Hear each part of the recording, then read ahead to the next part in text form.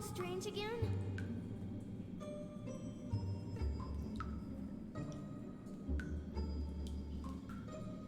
You'll be okay, Mac. Calm down. Your power won't do bad things anymore. What? You know about this?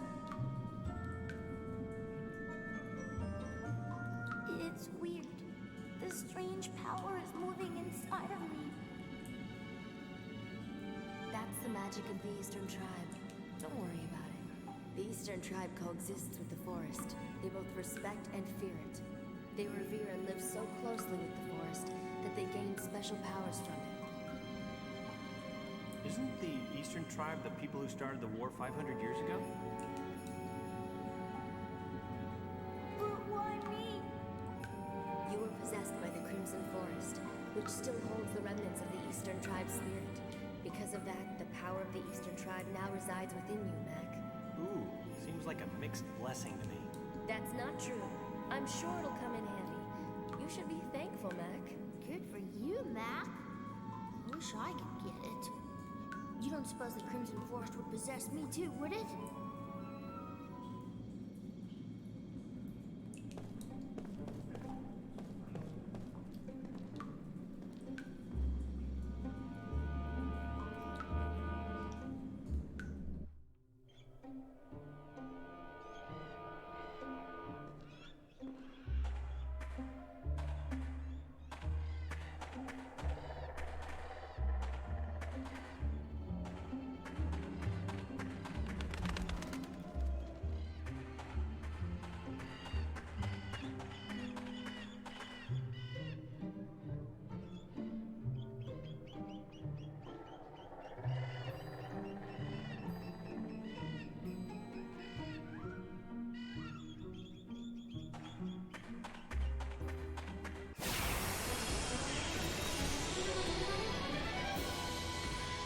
Don't let him get away!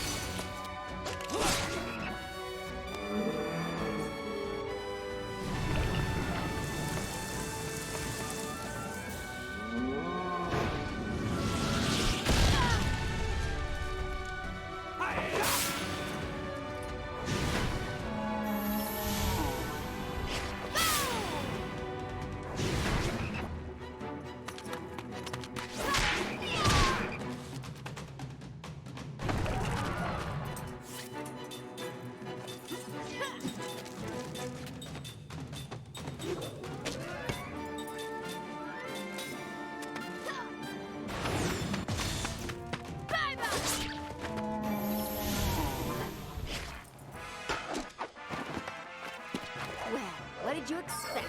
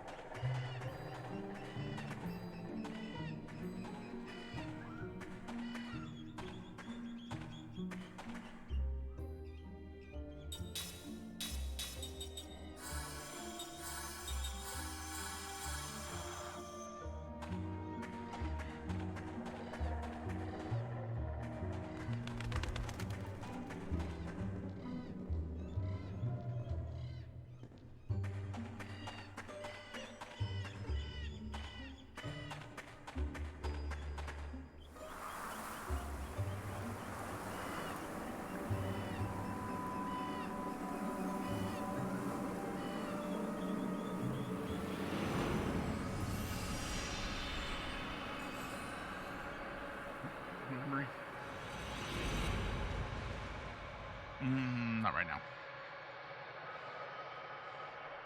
Elegy Island.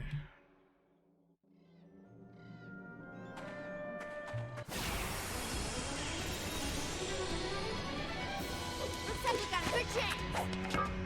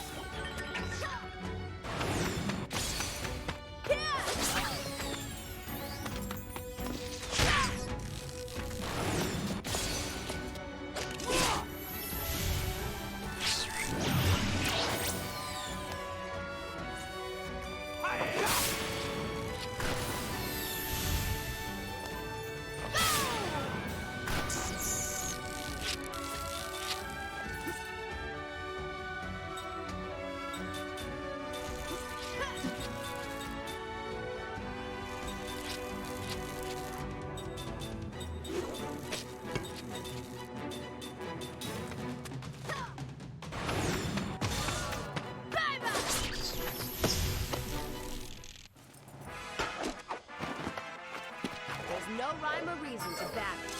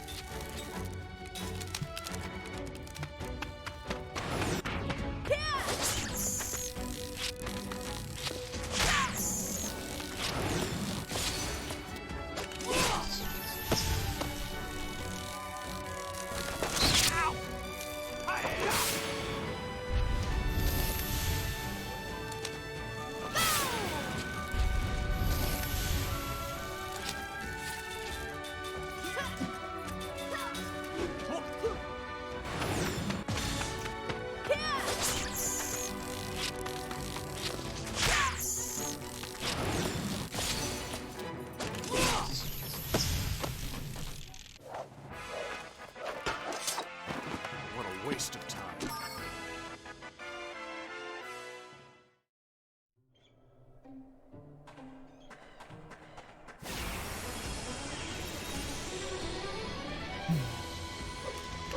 Are you some kind of beast?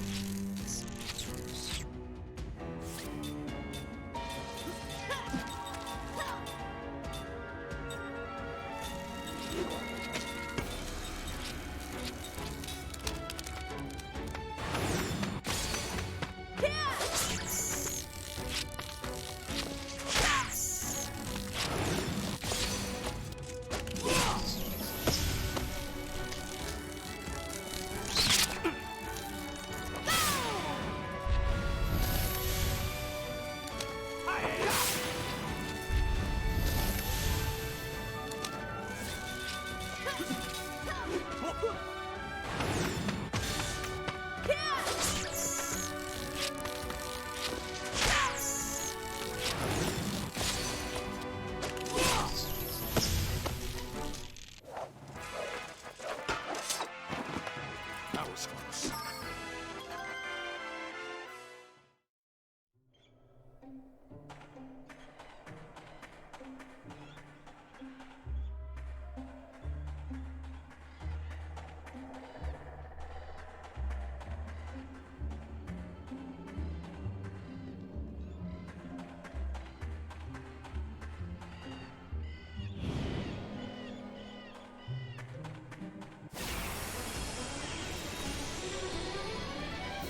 It's now or never!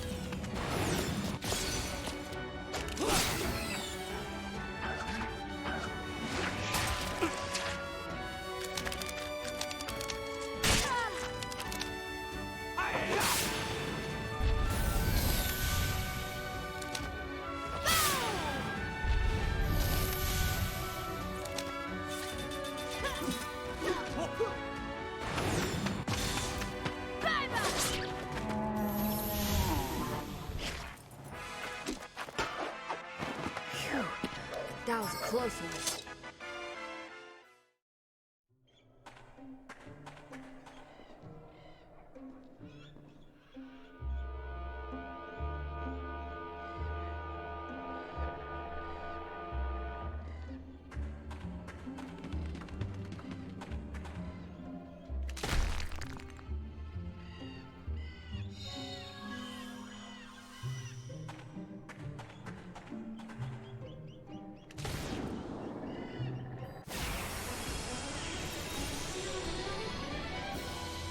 You know, it's tough being so popular.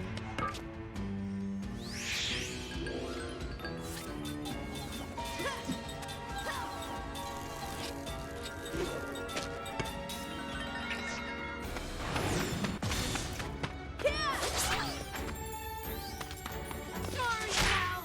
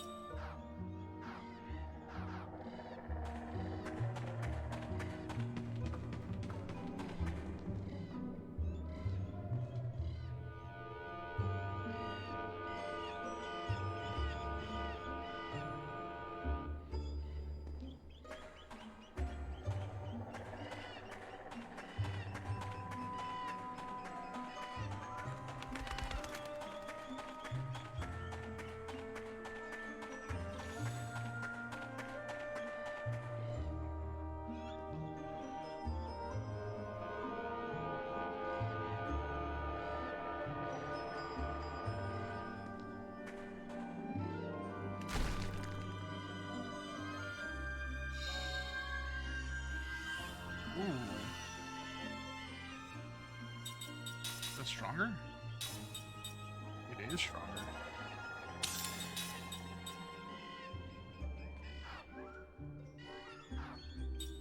Oh, maybe. That's good.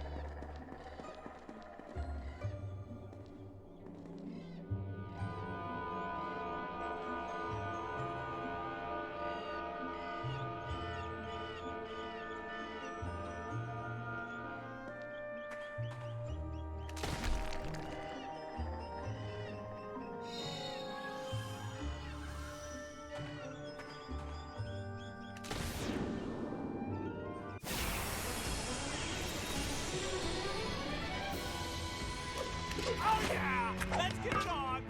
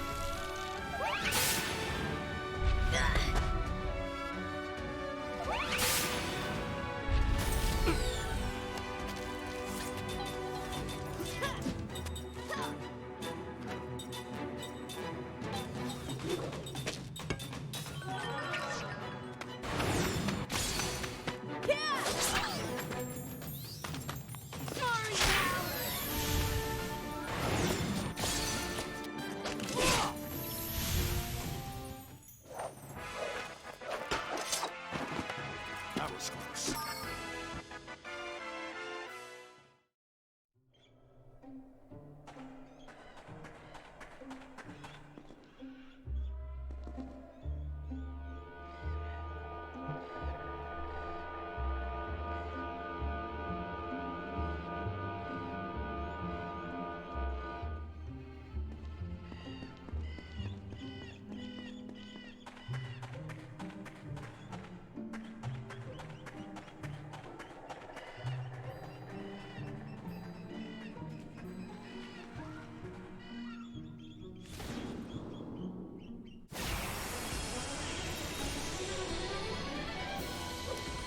Say your prayers.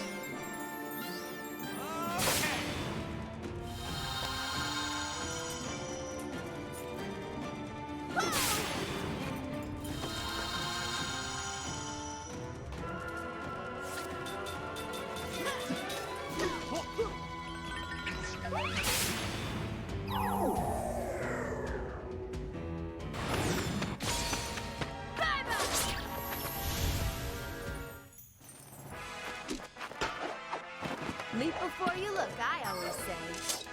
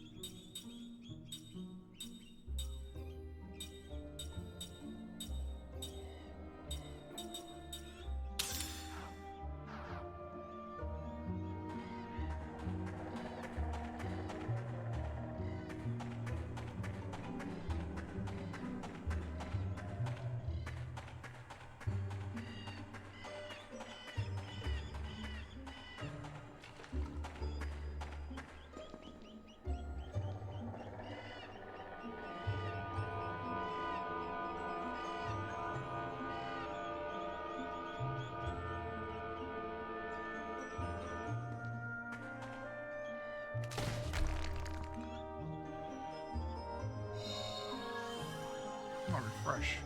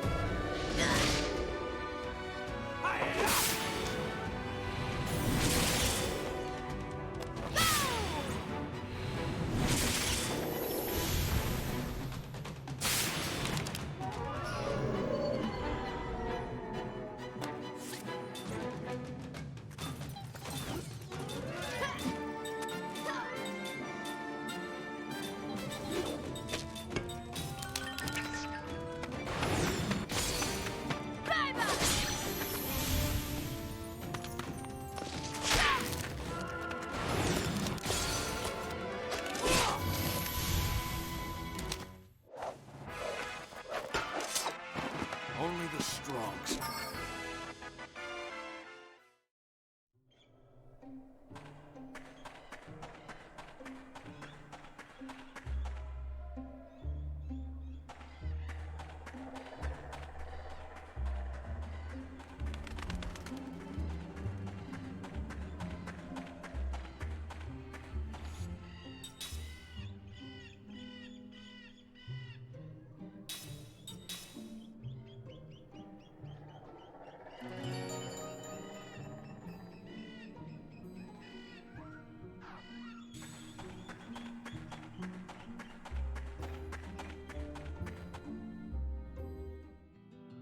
Oh god.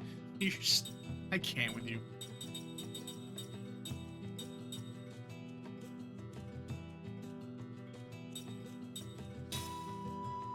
Go somewhere.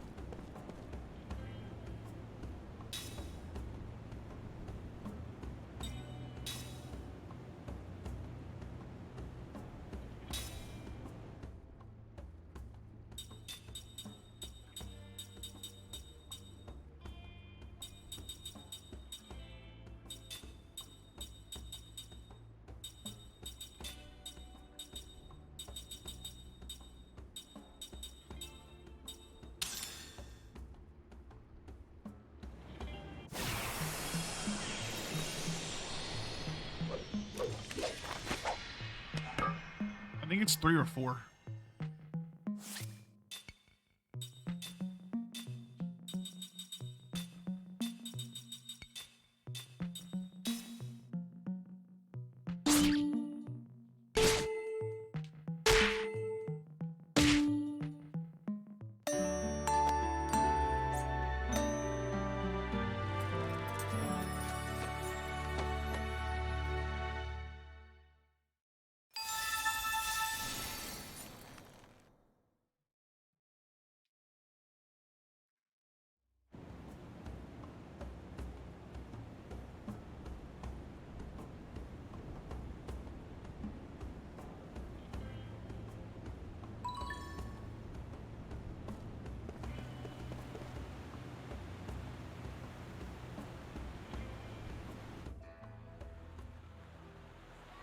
Beloved citizens of Ura, I am Tolton, son of the late King Saifa. Please heed my words. At this moment, our nation is in a Oh, state if it isn't that little scamp from Ura. war has been It's the declared council. by the beast I wonder what's going on. and our country is still What would be so important that they'd have to broadcast it around the world? that on the Wall Highlands into such a tragedy. I am overwhelmed with shame at the number of people who died in that battle. Furthermore, I must inform the people that His Excellency, the Venerable Chairman Roxian, who has led the council since our nation became a republic, has passed away due to a sudden illness.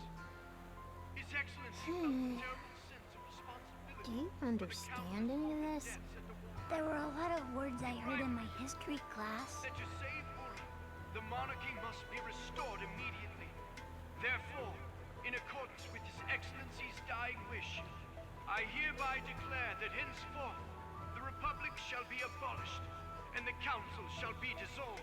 Huh, Golden Boy sure taking a lot of initiative there. It's Gongora's plotting. The boss?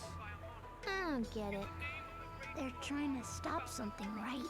I, as the first in line to the throne, shall, with honor, bear the crown as 45th King of Ura. Also, Oh, 45. Oh, thanks for clearing it up. I thought you were 44. incumbent on the ruler of You're this fucking nation, Jansen. I shall appoint His Excellency Gongora, a sorcerer of vast experience, as my royal advisor and second in command. Well, it shall be a great honor to accept your Majesty's appointment. He sure knows how to ham it up. What? Did he just say royal advisor? He's kidding, right? It's nothing but government by regent. My beloved citizens, Allow me to illustrate one of the reasons that I reached this difficult decision. It's me! Look it! They must be planning to invade Ura. Is that my voice? What is this? How should I know? As you can see, it has been refitted with weapons. Do you understand what this means? Numara, Oh no, they know he's an asshole, but it takes a long time for everyone else to figure that shit out. I mean, Kefka committed mass genocide. Goza took away their memories and basically killed their daughter just to be a dick. Our army was swept up in the devastation at the Wall Island. It is in times like these when a king who can lead Ura to victory, like my late father, is indispensable. Jansen, what the hell is this? Explain yourself. I'm telling you, I don't know anything. You've been used. Me? By Gongora? You gotta be kidding me. I was just in it for the money. There, see? He let it slip. Yeah, okay. So now you know. But all he asked me to do is keep an eye on you guys. You gotta believe me. Then what was that black pearl all about? Well, look, that was, well... Kime, that, this guy's bad news. We should get rid of him. We need to deal with him before we look for Sarah. Gongora might even be listening in on this conversation. Hey, wait a minute, okay? You don't know the whole story. Let me It just... doesn't matter. Kime? Let him hear us. Let him see us. Let him shudder as we close in I on feel him. honest about it. So that makes it better? Just kill the entire planet? You are creeping me out. Man, you know, he's a handful even after getting his memories back. Where did I put that pearl?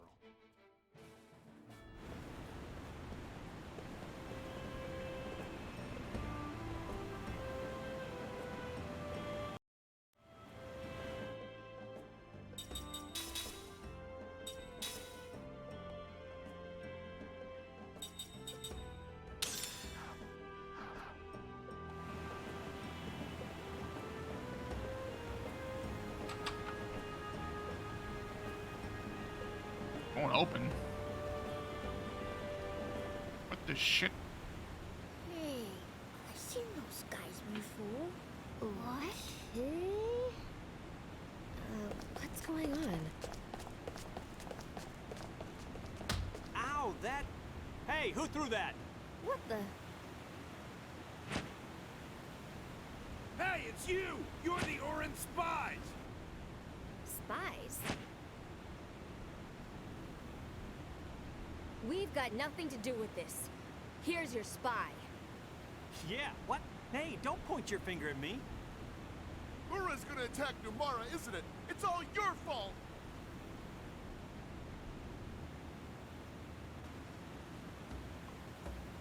You're spy now. We're rested. He's maybe it's better for on the bar for now, Kime. They're gonna let us out right now, so how about we leave them come up with a plan?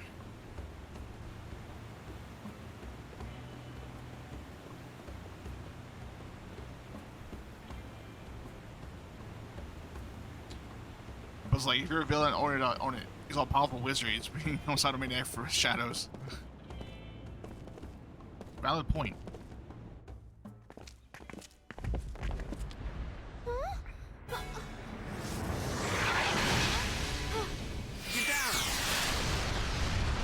Oh, it's a tank battle.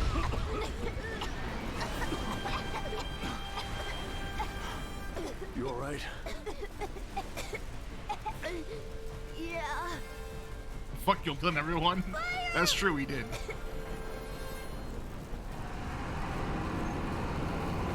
Yeah, the tank battle. Kime? This is no ordinary attack, is it? What? What's an ordinary attack? Cook, Mac, now's the chance for you to slip into the smoke and run. What? No way. Move! If you stay here, you'll be in our way. That's not true. We're in this together. Let's go. Look. Don't worry. We'll be fine. I say we surprise him by running away. You. Shut up. What?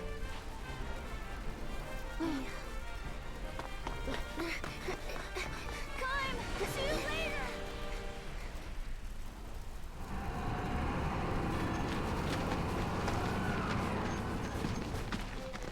You know, I think they've noticed us. Kind? If we put up a struggle here, we could end up triggering outright war between Ura and Numara. So that means we should do what? Don't move! If you resist, you'll regret it.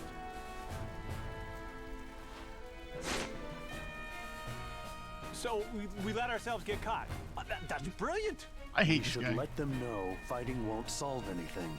Then we'll need the power of the Queen. Power of the Queen. Good idea. You know, me and the Queen are tight. Yeah, we go way back. No problem. Yeah, right. You're wise to surrender, spies. We're not spies. We want to speak to the proper authorities.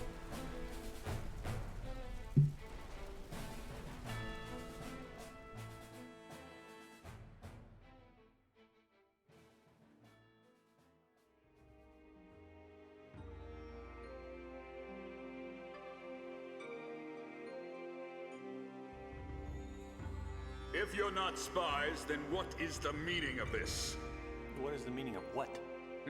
For ordinary travelers, you've certainly managed to get involved in some extraordinary events. Fucking hate this I guy. apologize for pretending to be something I'm not.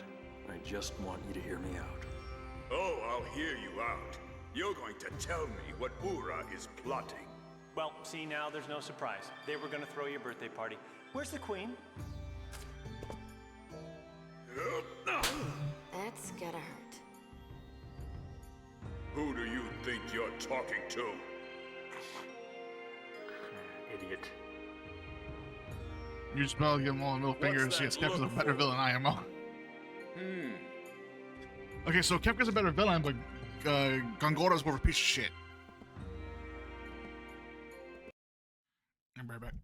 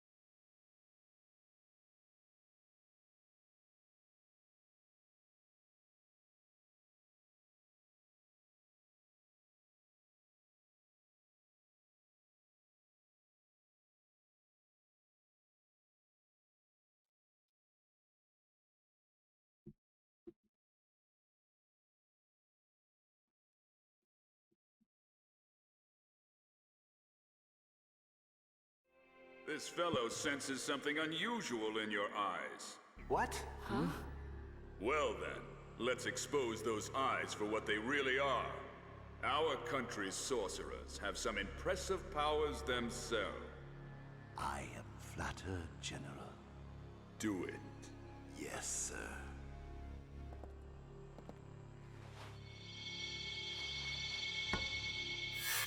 Oh boy! Whoa! Oh! Jansen. Wow, do you see what I'm seeing? Because that's... Are those mine? Those are mine. Ah. They're mine? These are without doubt crystals of magic energy. What this man sees is passed along to another sorcerer through these lenses of light. They're called spy eyes, and they allow a sorcerer to see everything the wearer sees.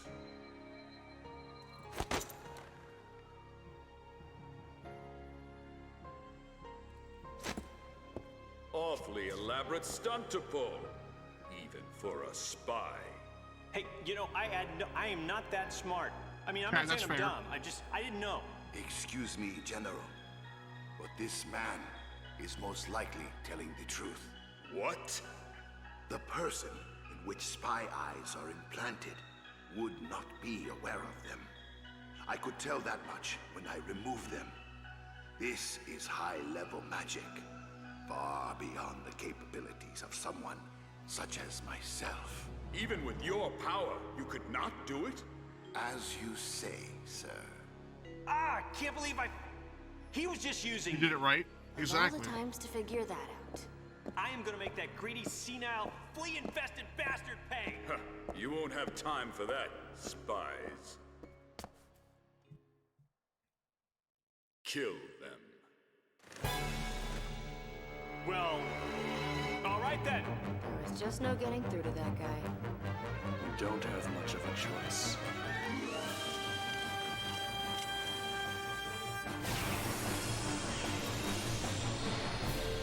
If it's a fight you want, you got it.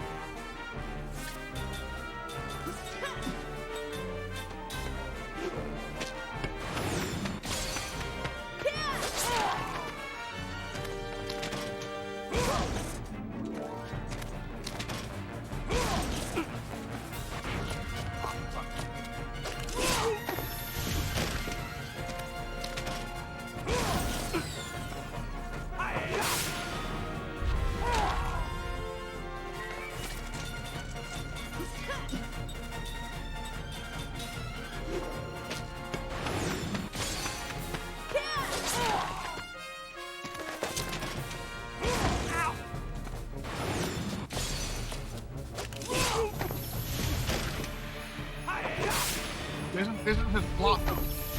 He wants war with Ura. So he does he can to make him like not be the bad guy to this.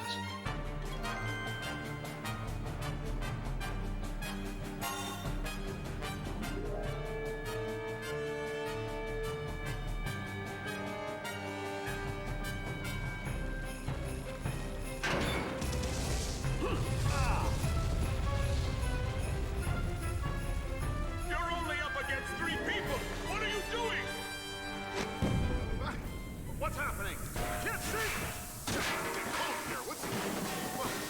Huh?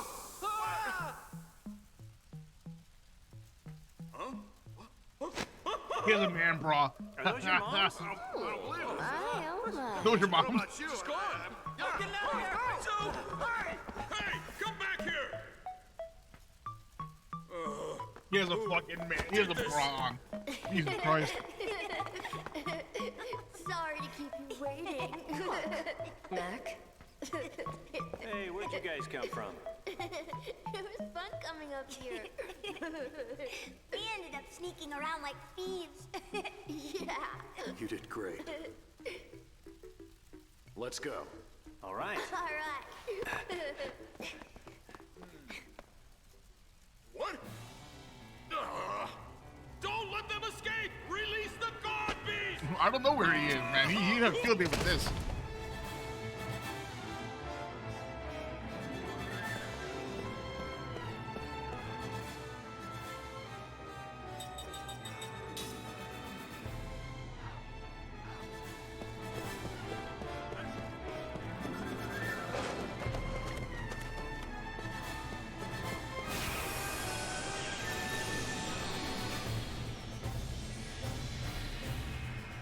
Fucking dude wearing a bra and shit. This does not look good!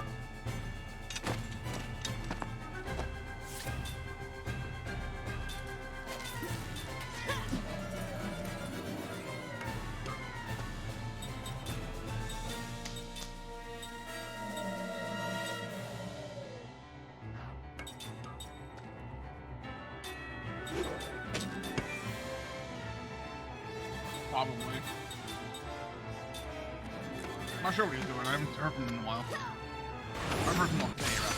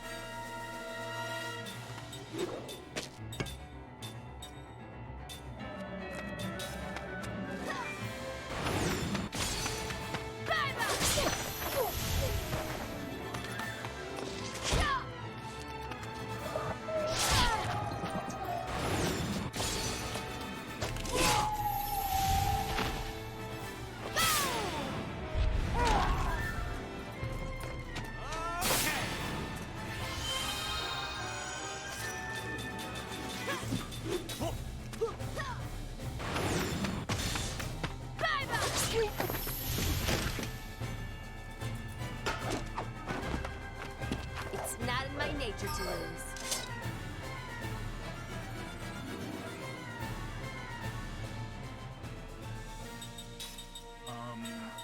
Formation.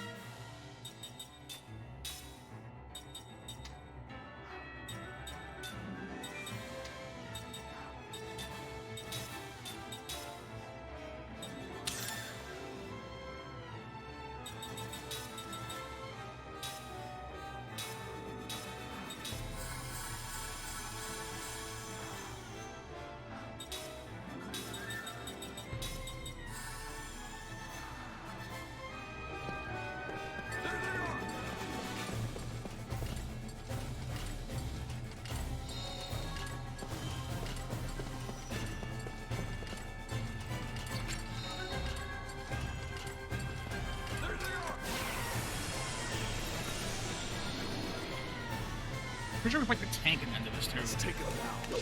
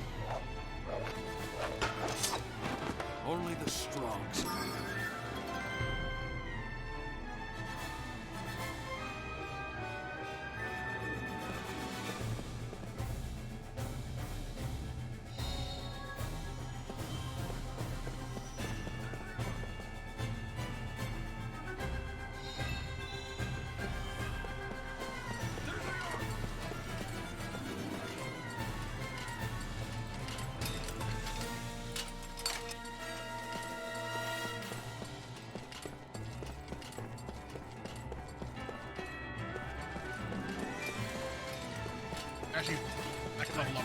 I'm here to 22. Give an advantage. It's now or never!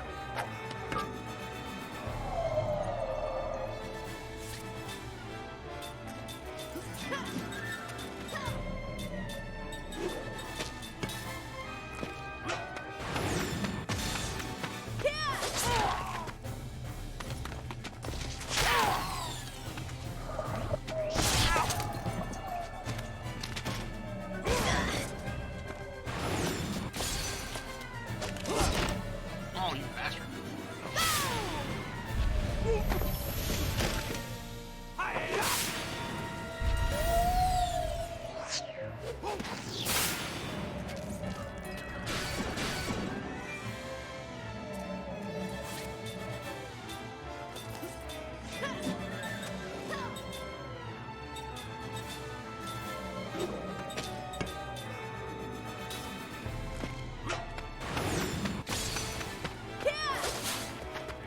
Bitch.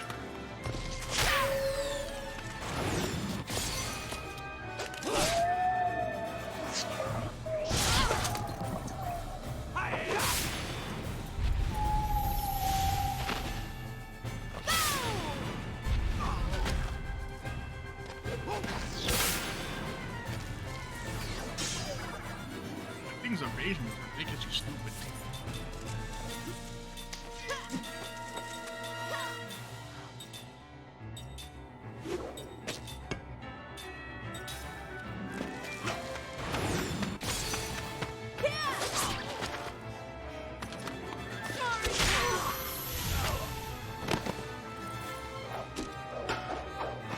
Ah, what a cinch.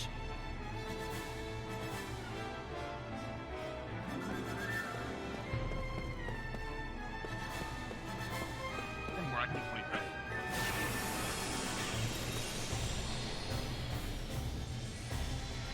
It's now or never!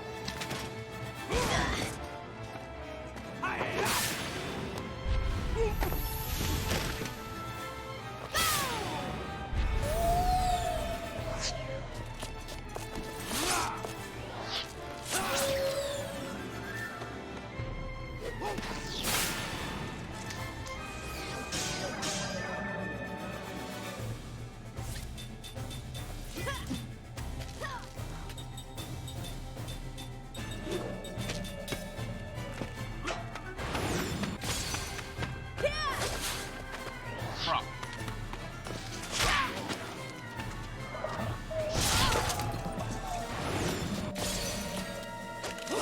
Jesus Christ!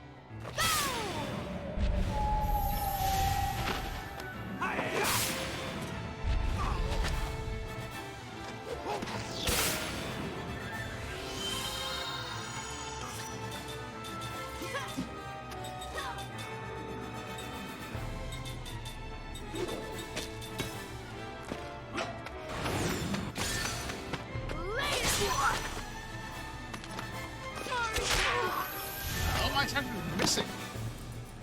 Right, dude. Have I become stronger?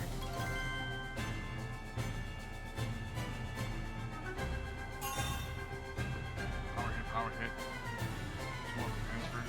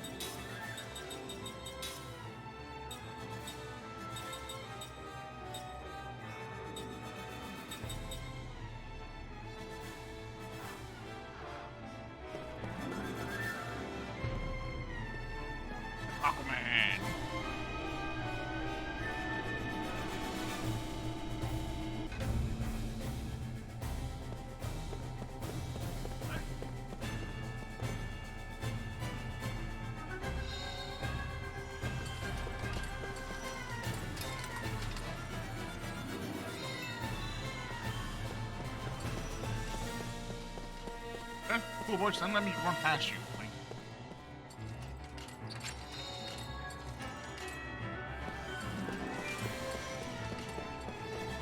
you want to eat?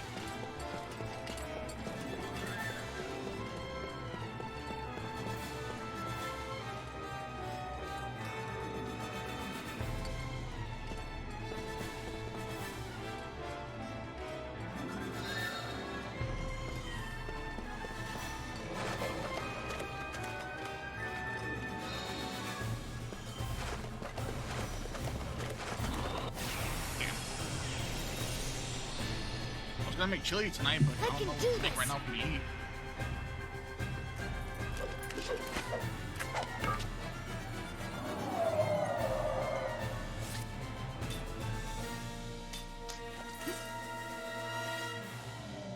Why don't you make a sandwich? We have bread.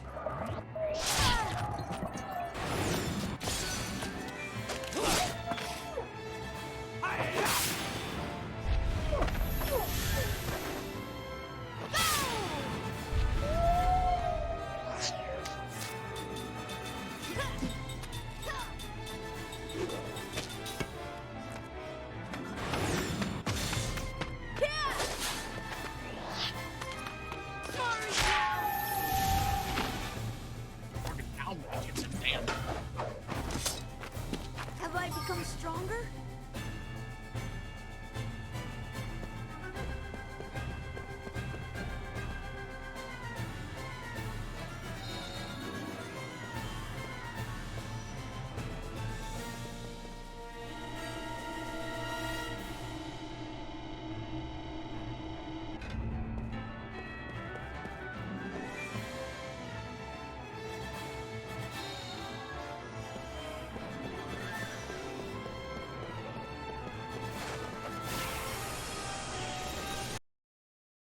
Give me a second.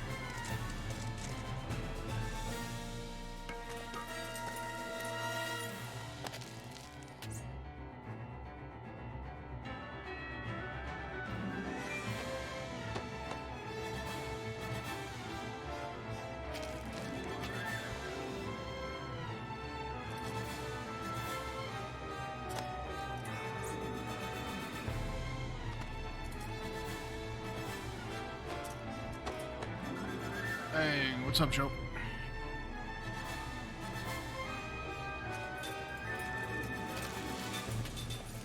That's alright, dog. I'm not worried.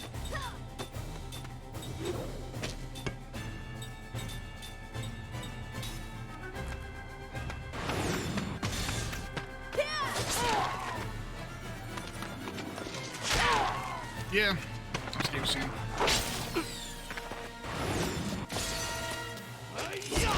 Oh, you fucker.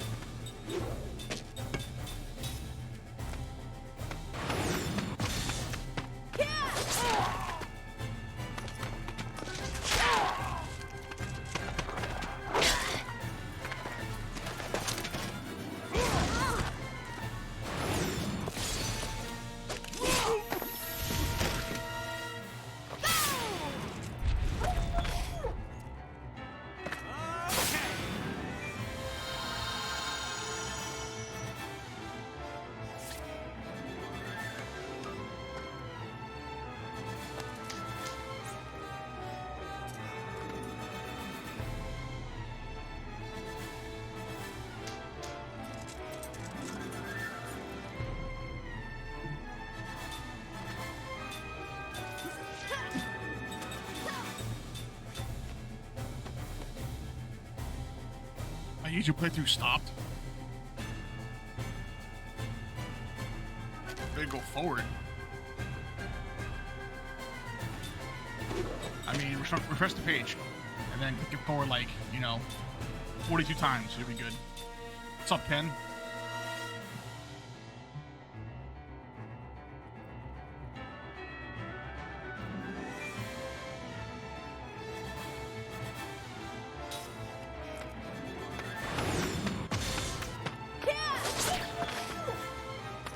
Not much, just going through Odyssey for a second time because I'm going to lose my Xbox Live Gold soon. So I kind of just want to like do it one time before I lose it.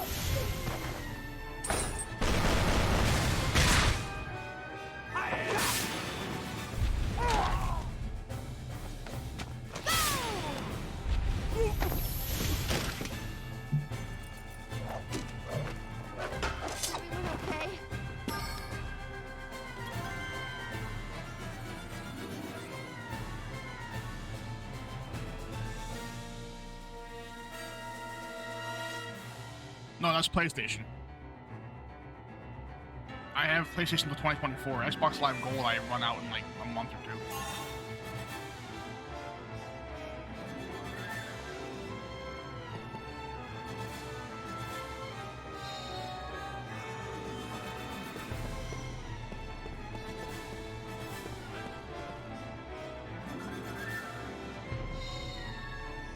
And I can't play backwards compatible games on this console without Xbox Live, so.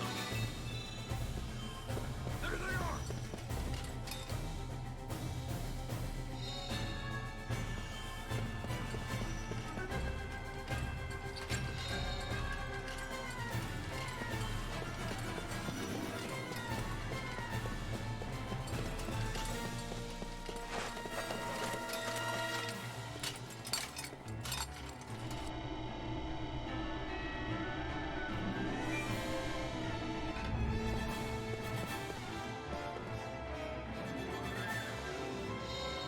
What's going on today, Ken? What you up to?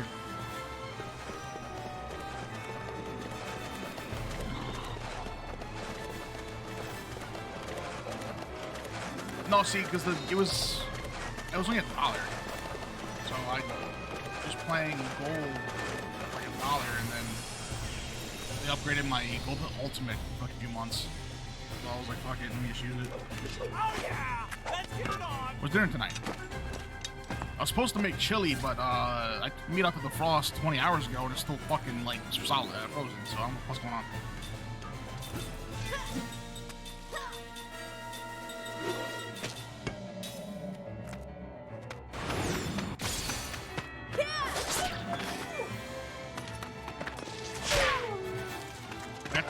4 pounds of meat, but like a ground beef, but I took it out like 20 hours ago, and then it's still not defrosted.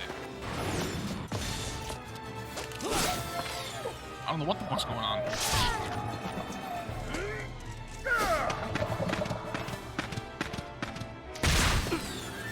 Oh, that actually kind of hurt a little bit. I like cornbread. I haven't had cornbread in so long.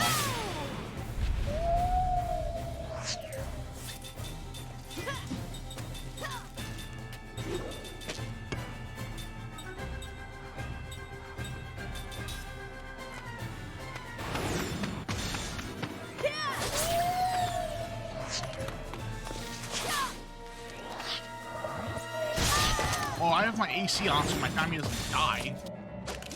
I have it at a cool 70.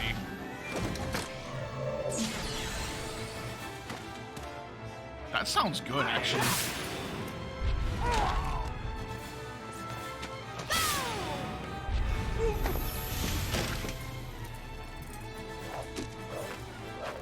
Taking candy from a baby.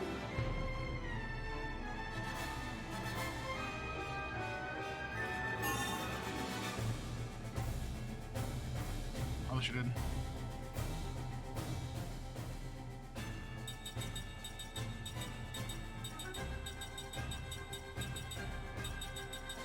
Sign you called me?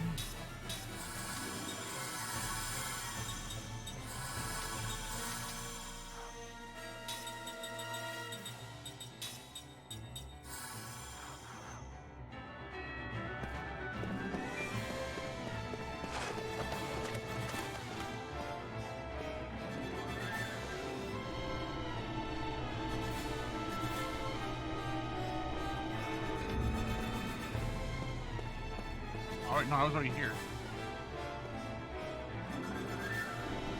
I mean, possibly, but I'm gonna put raw, like, I don't want to put the raw ingredients with the meat in the crock pot.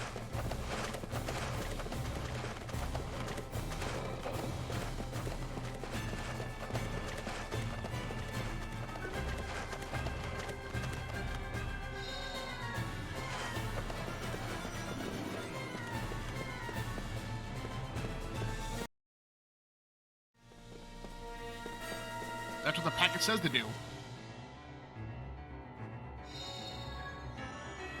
I brown it first, put it in the crock pot for a couple hours to cook with the ingredients.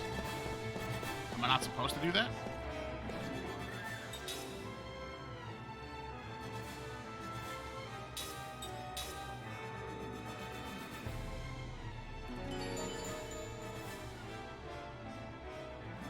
I mean, it's crock pot chili, so... Oh, there's a healer here. Fuck. If I'd known that, I wouldn't have wasted my heals. I'll be right.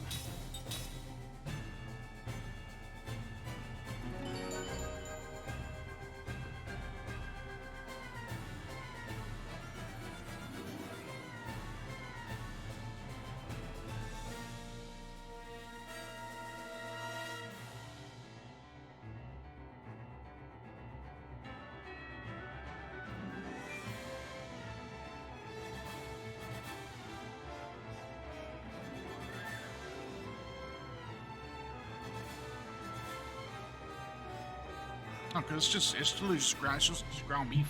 Oh, it is.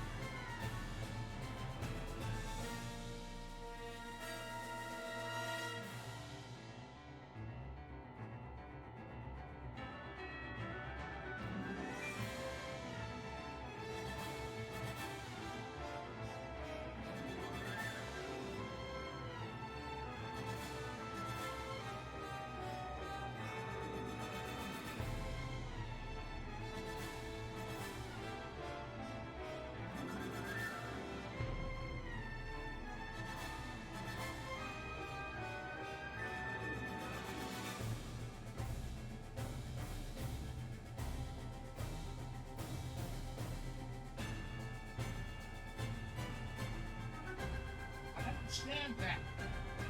How's the frosting?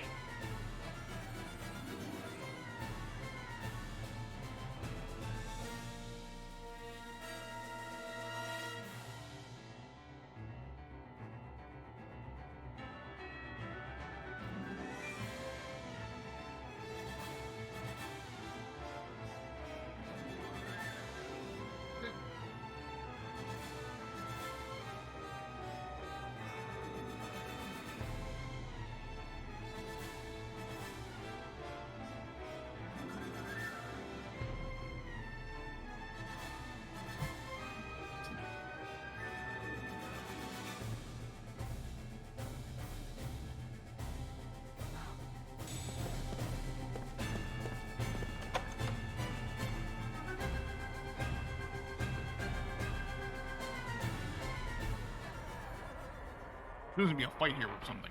I think the tank.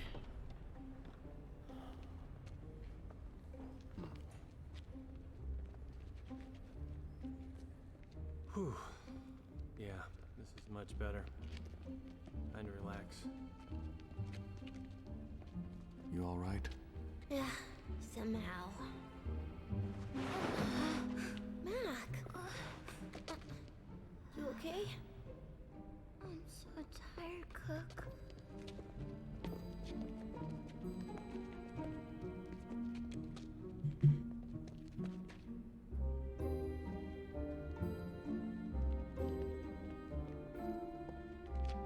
Looks good.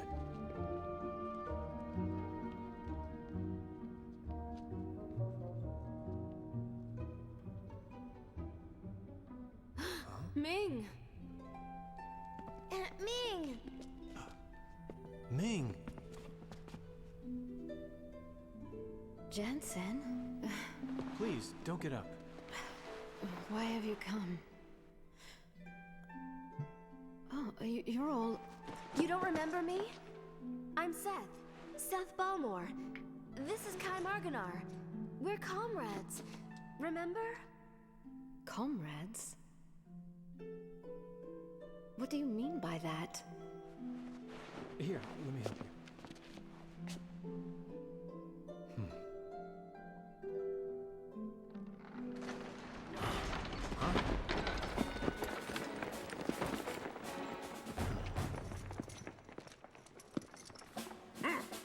End of the line for you. Your Majesty, I'm terribly sorry for the trouble. It will be over. Just a moment. I don't like this guy. This guy's annoying. Hey, Squeaky! Don't care about the Queen's continued good health, huh? Aunt Ming! You! Get out of the way! You do anything funny and the Queen gets it. Figurehead or not, she's still the Queen, Tiny. If anything happens to her, you'll be held responsible. You know better than to try anything, right? I mean, you're not stupid. You're a real thug. You know that, Jansen? There's an exit in the back. Huh? Behind us. Jansen, keep it up. And fall back. Right.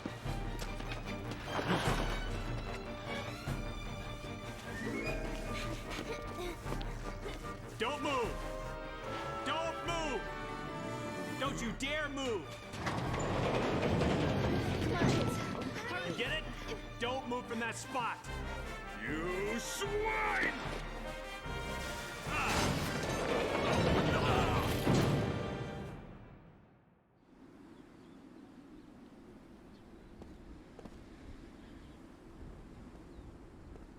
Just, I'm so tired of him, dude.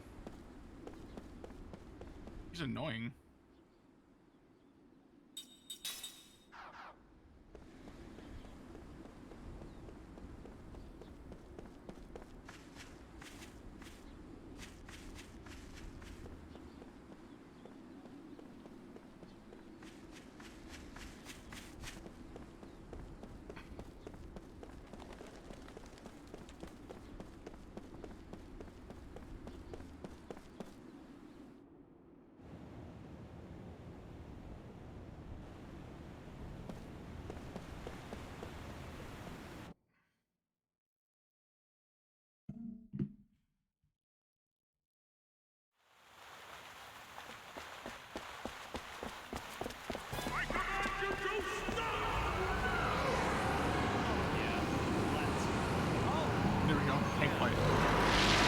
One of the harder fights in the game, actually. This guy's annoying. General Kokonis! You won't get away this time, because you're all under arrest on suspicion of spying and for abducting Her Majesty the Queen. You will come along quietly. The Queen's right there, you point a cannon at her. Alright, bro. Let's take him down.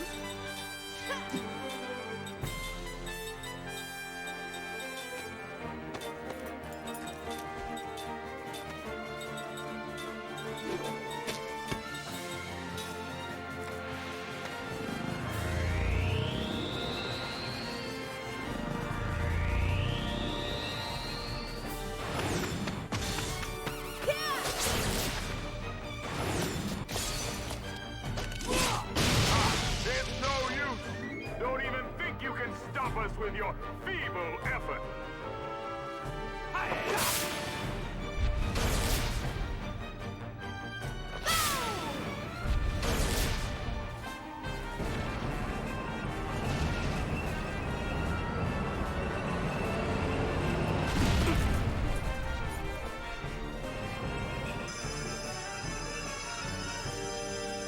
I remember this fight being a little harder than it is, maybe imagining that. Let's go!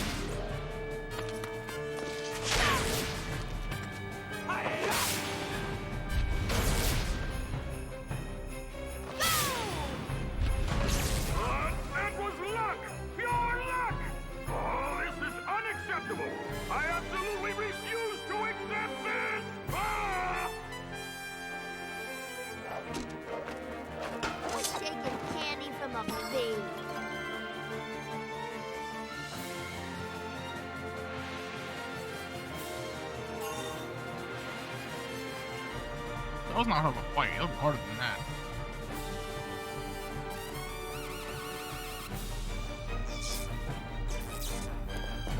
Just run right past him, nobody cared.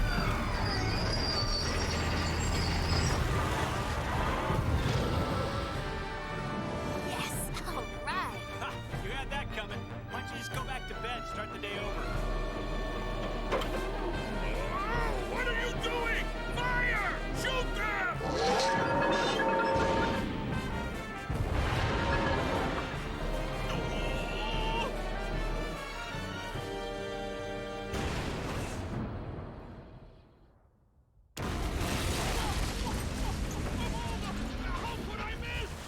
Now's our chance! Come on, Nick. Hurry, come on, let's run. Hurry, hurry, hurry. They're just moving.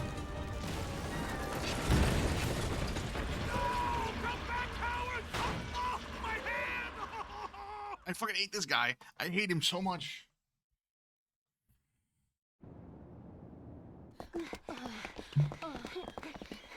Wait.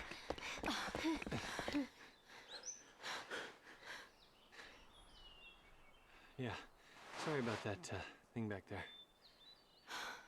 Don't be. Well, I didn't want to pull a stunt like that, but listen, did I hurt you? I'm sorry if I did. I didn't mean it. It's fine. Everyone is safe now after all. Well, you know, I should really be thanking you for helping us escape. Well, since these children were there.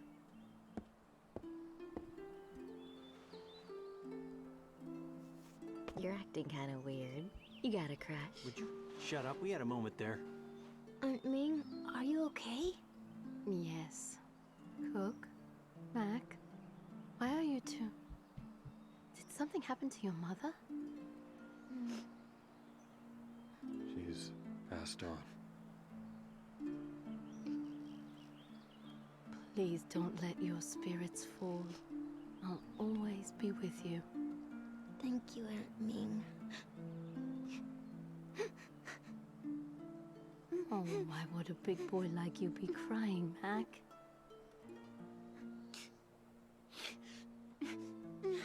He's going to change from here on out.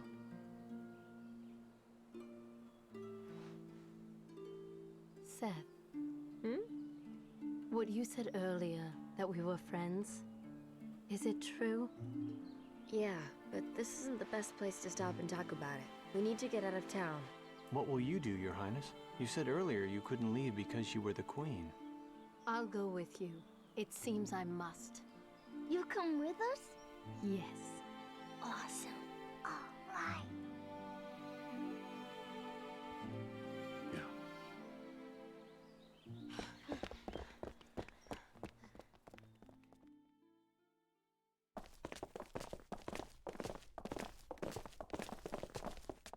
Hold on.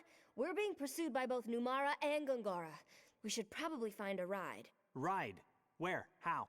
Let's go to the harbor. I've got an idea.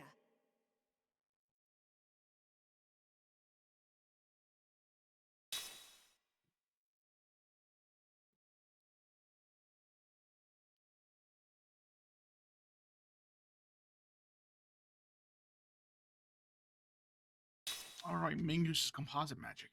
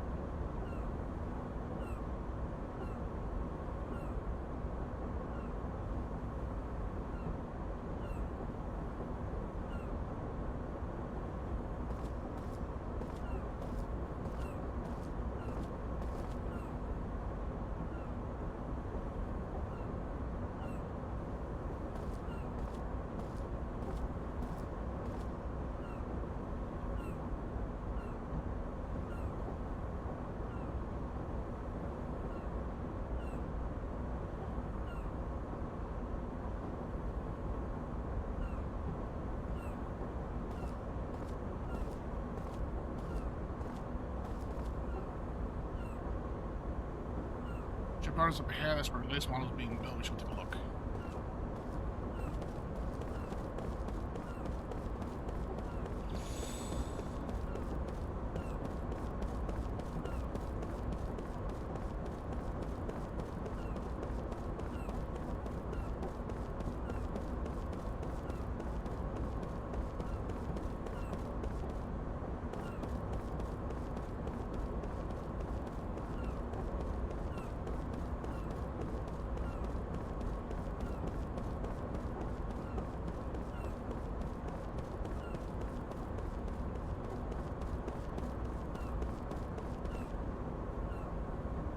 I don't know for the white bubble. It looks like they don't want us in there.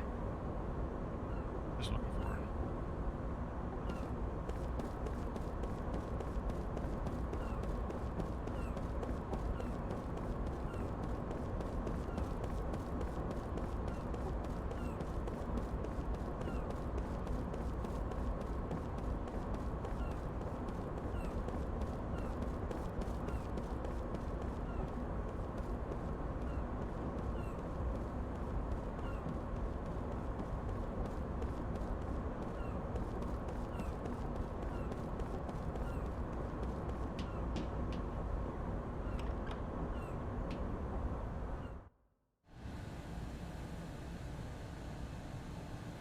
Unlocked. Just showing the final adjustments, which means we'll be able to fitting the next ship next.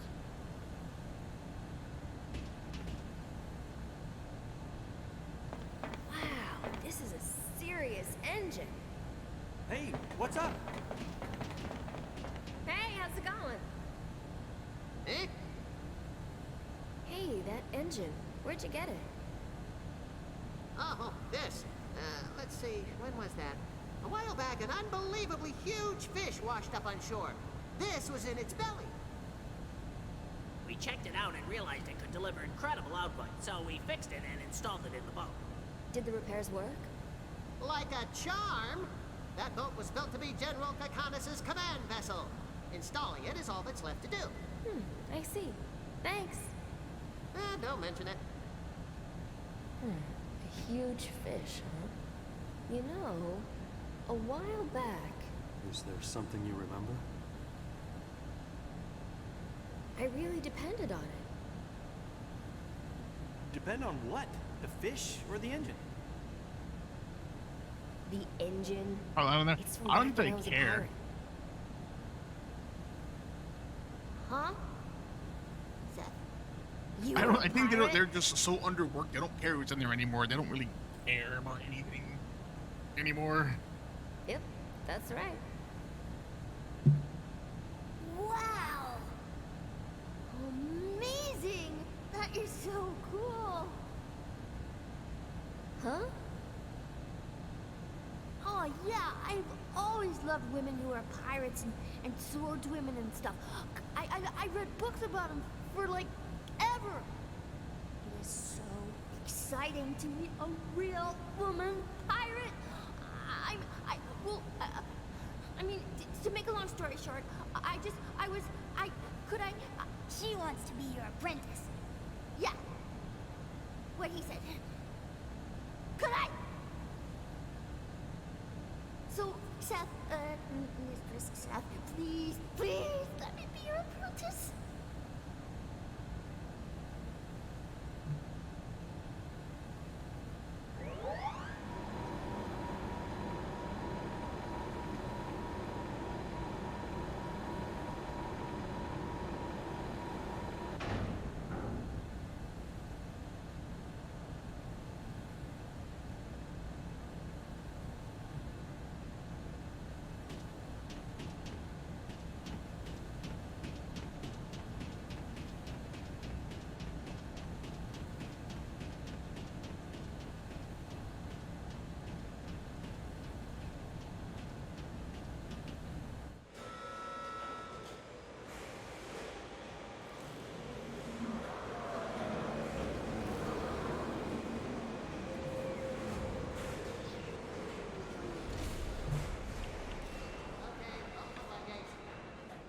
Inform General Kakanis that the engine installation is complete.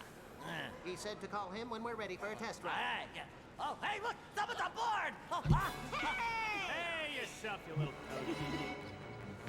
What are you doing there? Get off! Go! Get word to General Kakanis! Hurry! Yes, sir. He wobbles so slowly. He's not gonna get there in time. What's he gonna do? Attention, General Kakanis. Your ship is leaving. Thank you. Ah, all right. Should be easy. Oh, wow. A lot of buttons there. Gonna need a manual. I think I'm... Out of the way, amateur.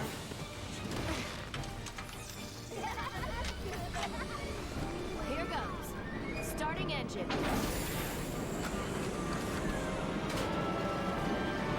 Eat my ass. And no, mate, you can't hump them. Much as you want to.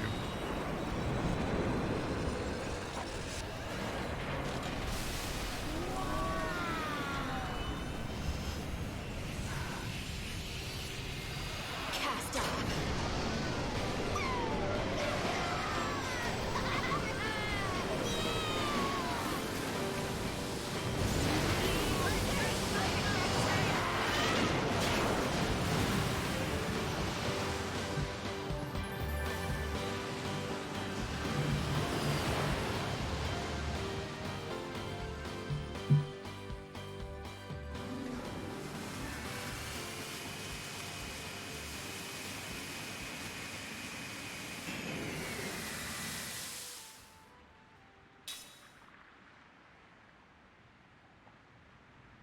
Make sure you must move the right stick. View semi to shallows up to flat nose, bridge.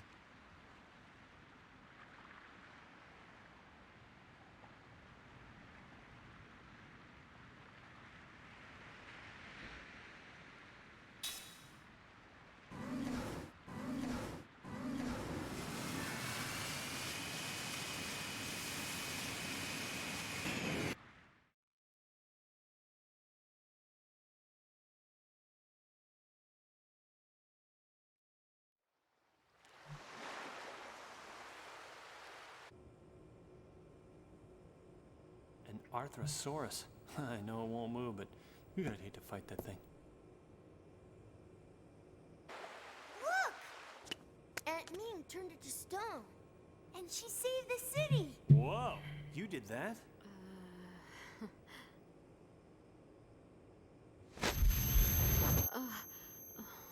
Hey, are you okay? It's nothing. Thanks. Hey, are you all right? Ming! Are you starting to... Are you remembering? It always hurts when I look at the Arthrosaurus. Yeah, you would say that. It was like this even back when I was in the palace. Why don't you go rest for a bit? You're just gonna hurt yourself more if you try to remember. Thank you. Here, I'll help you. Why is Jensen getting all mushy? It's love. Huh? I think that pain must mean her memories are coming back. What do you think? Yes. I have Lyrum to thank for getting my memories back. Ming will get hers back too. If she gives it a chance.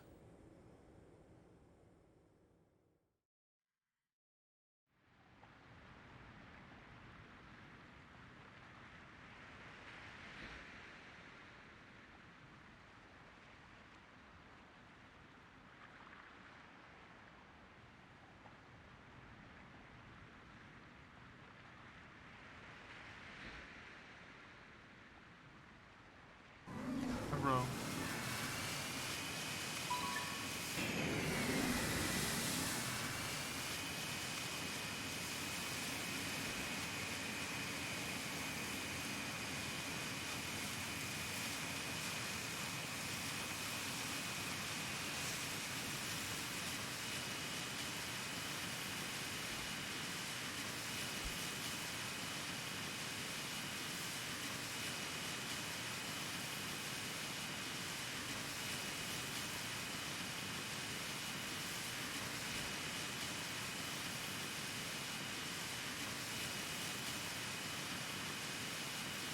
bottom's not defrosted.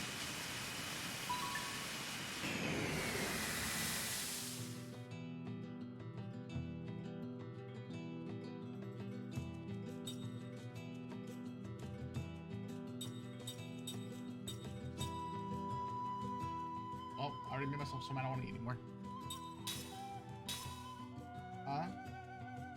That's fine. I'll still make it for you guys. I'm not gonna eat it. Okay.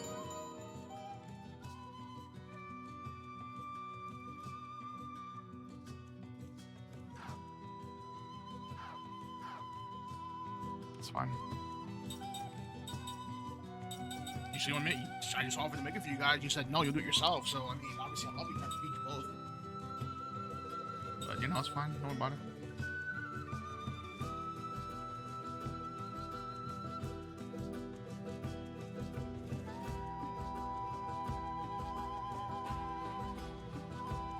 You mind? Do you mind?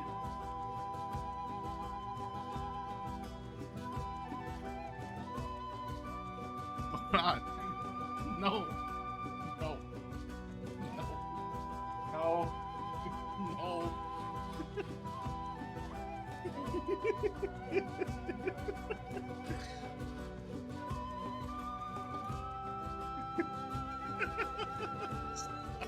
Fucking stupid.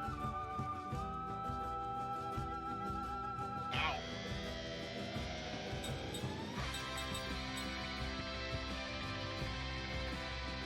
I told you no, you bastard.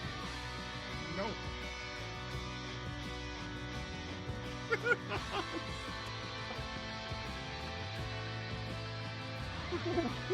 What? What? What? What? No. Fuck, stop, no. Jesus Christ. If you shut the fuck up, yes. Huh? Damn. No, I'm not eating. Senor. Senor. Stop. Senor, please. Yes, face blasting, you're right. Oh, senor. What? Please. What? Please, senor. Please what? Senor. Please what? Senor, you need to eat, senor. I'll eat a sandwich or something.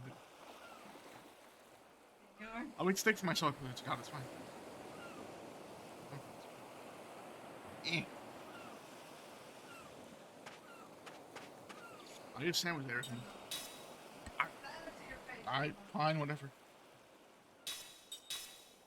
I know I don't, but alright. Sure. I'm too mad to eat. Because I got too mad to eat. Explain. Just calm down, okay?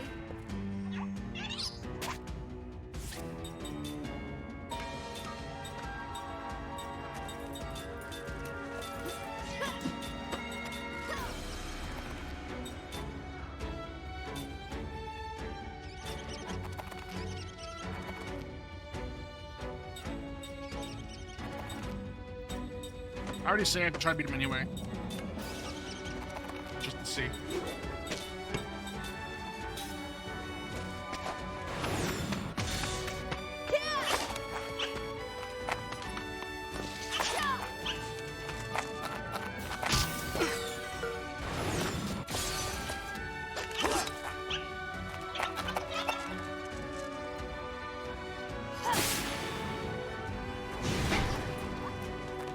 Oh yeah, right. It should be here yet.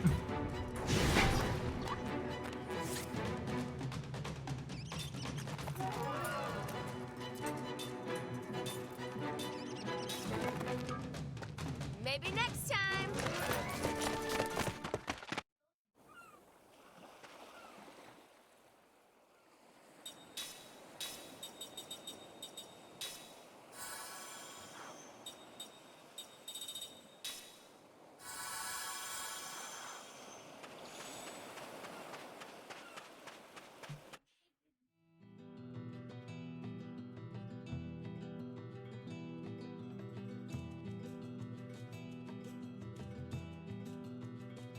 I mean, I don't care if I'm overpowered.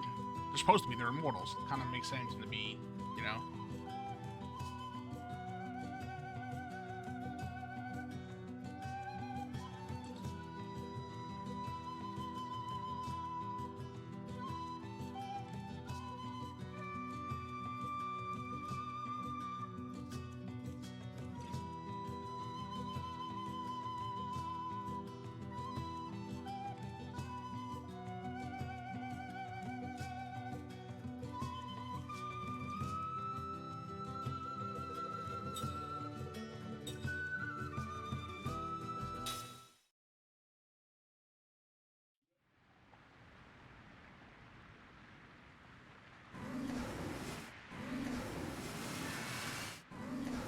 I gotta find Tusker Village.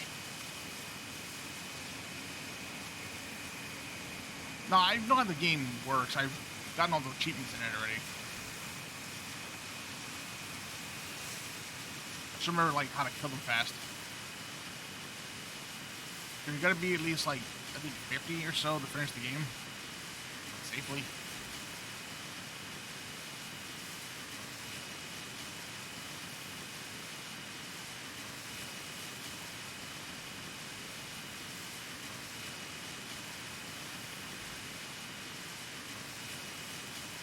Fill that back up.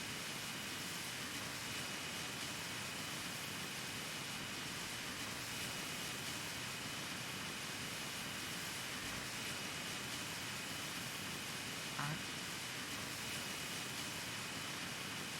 No worries.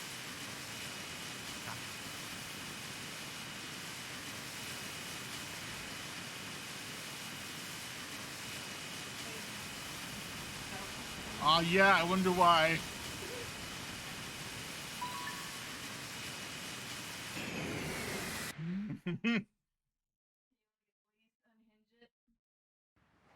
Well, if you want to be overpowered, just do New Game Plus, because you start at level 50 after that.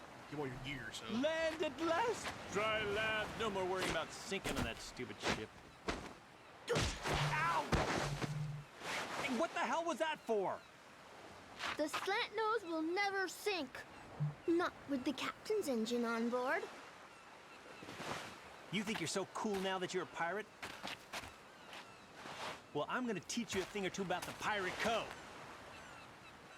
And what code would that be? What code? Well, that would be a secret pirate code that we would do if we had the time. Good luck, kid.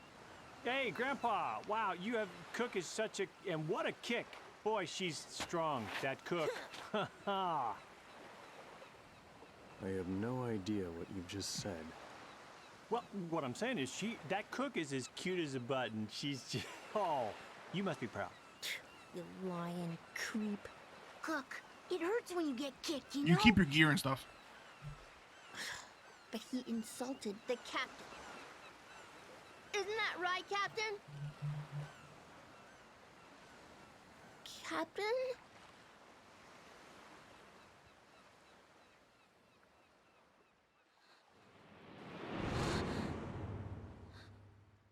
Oh, yeah, that's right. Yeah, you don't keep anything. But level 50, though.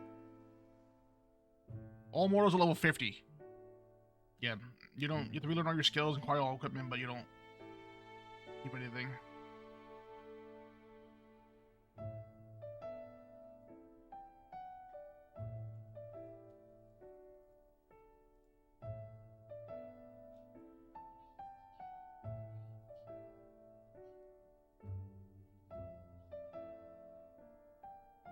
It's fine. You don't need the packet. That's cool. I'll get it.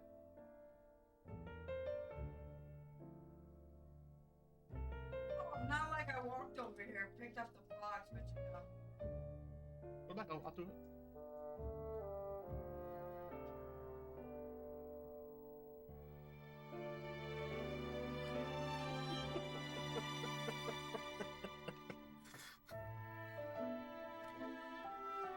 I'll put it back in the box and I'll pick it up myself. I'll just get it real quick and go past you, put it in the box, drop them, and pick it back up and take it away.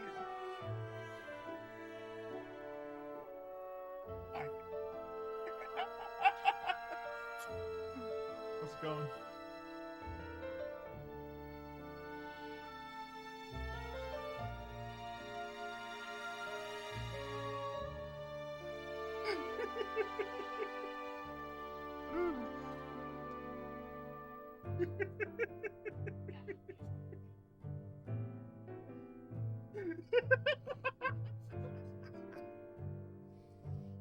I'm too high for this. I can't.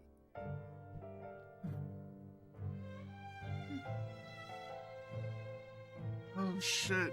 I'm crying.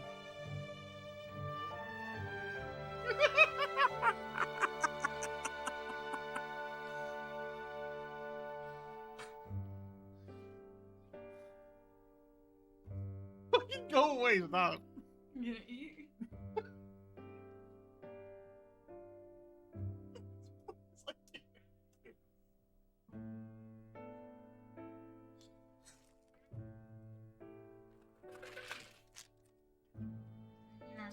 Please hold on right now, wait. Wait a minute, please hold.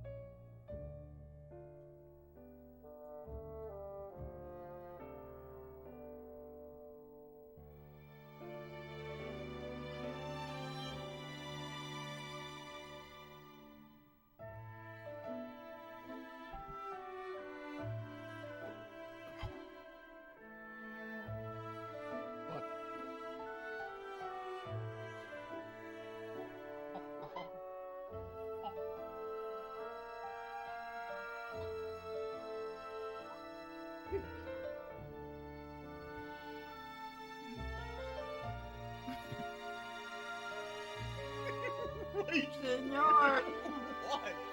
are you going to eat? Are you cooking the meat right now?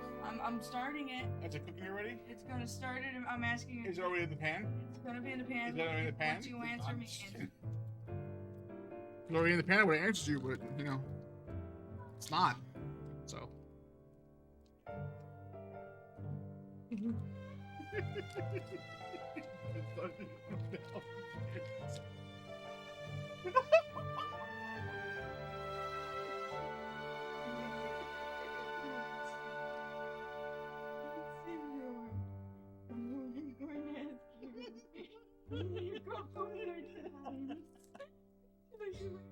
I said no. See, you probably said I answered. Oh shit.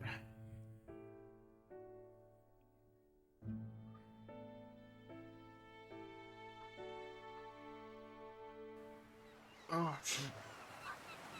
Ah, I remember. I could have read it too. Okay, next save point me all the memories I didn't read. Seth? Cook? You're crying. I remembered some things from a long time ago. You mean when you were a pirate? And remembering made you cry? I've always been a pirate. I was crying because of something that happened that I regret.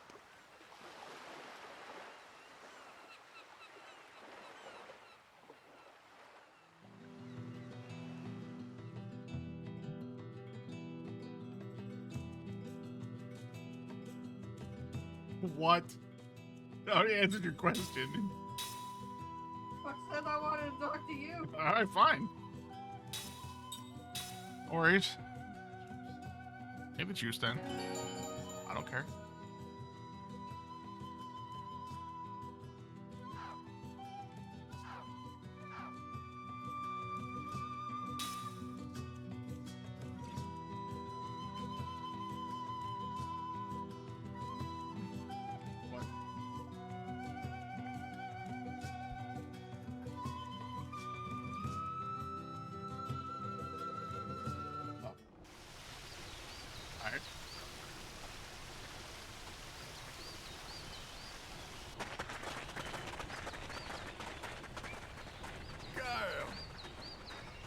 Look, it's Kaim!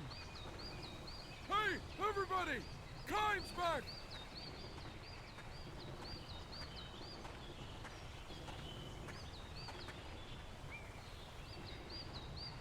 good to see you again, Kyle. But you haven't changed a bit. I told you no. Why do you keep asking me? I already gave you the answer.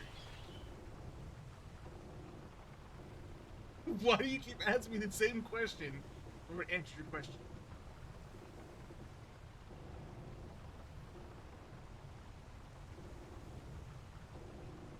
If I say yes, will you go away? Yes. Yes, go. If that's the case, then why are you still standing here? Because I'm gonna wait till you actually get it. You have to cook for me. It's already cooking. You can't cook when you're standing here. I'm cooking instance right here. I'm looking at it. That's cool.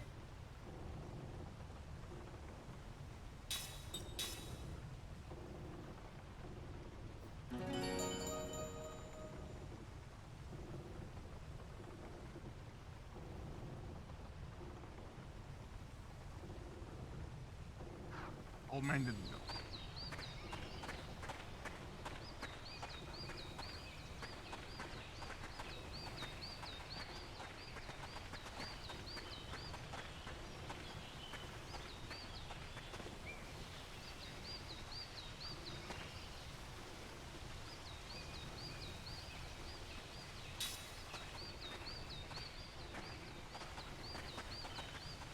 I answered your question. You keep asking, aren't you?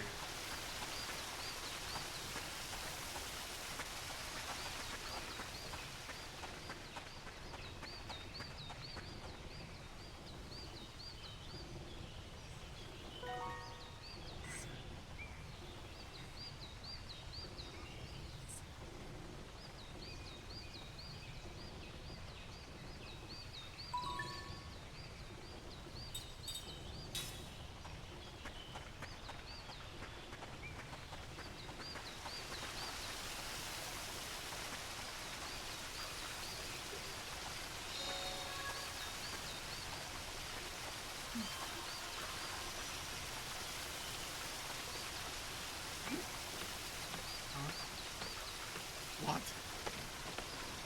What? Let's go! Jesus! Let's go!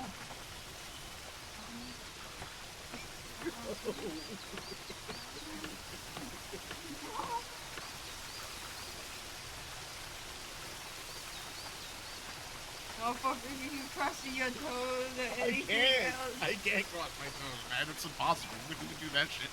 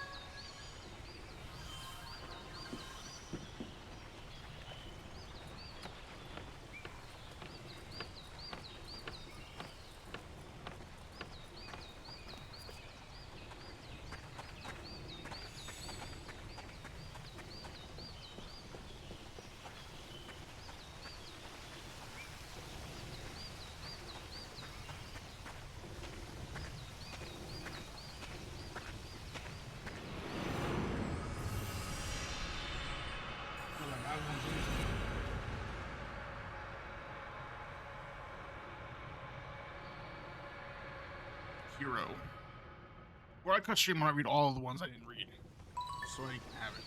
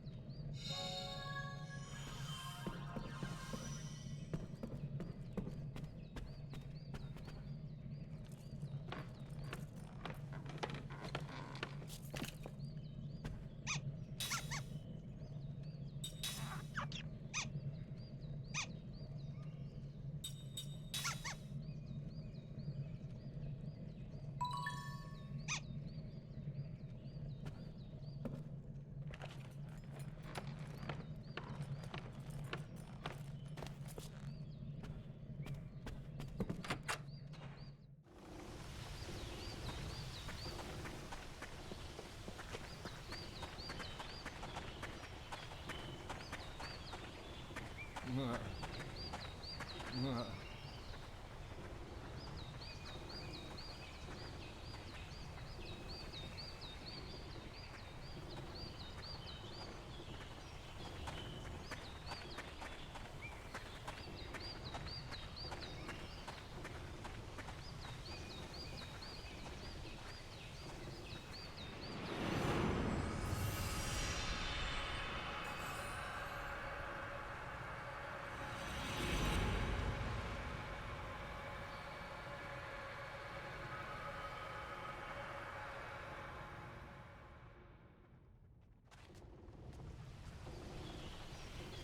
mean, essentially, yeah.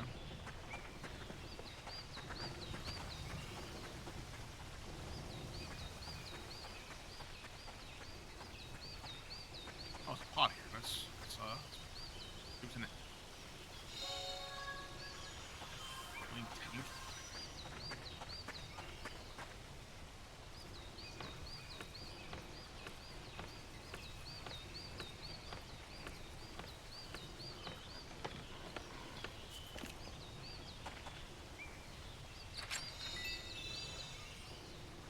A bunch of G.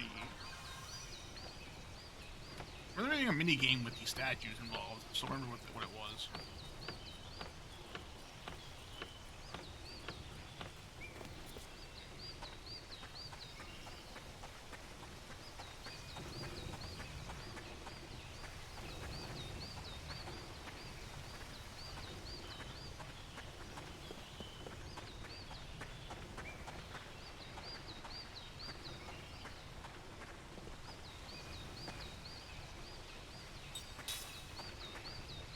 Alright, we'll rush the end then. Those little shops, let me see what they have there for buying stuff.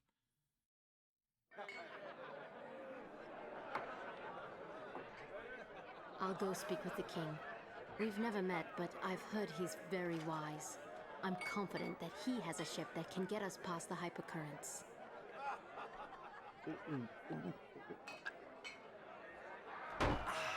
Wow, that hit the spot. You know, I'm finally starting to feel at home. No. Are you even listening to me? There's a time and place for that stuff, and this is neither.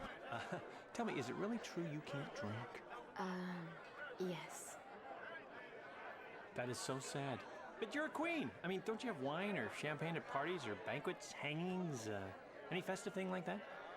No. Well, look it. Nobody knows us here. Come on, just give it a try. I guarantee you'll like it. Really. It won't kill you, I promise. In fact, I bet if you take a couple drinks, you might get your memory back. Yeah, it relaxes the mind and other things. You think so? Absolutely. Hey, look at me. You're talking to Jansen here.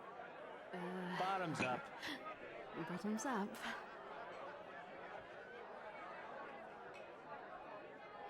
What? You don't like the cheap stuff? No, it's just I've never tasted anything like it before. You don't have to force yourself to drink it. No, I want my memory back. If there's any chance this will help, I'll manage to drink it. You want you to relax.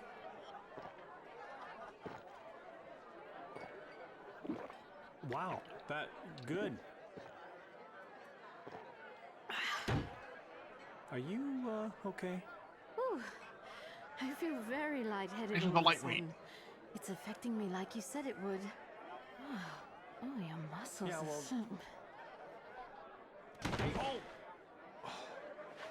Oh, no.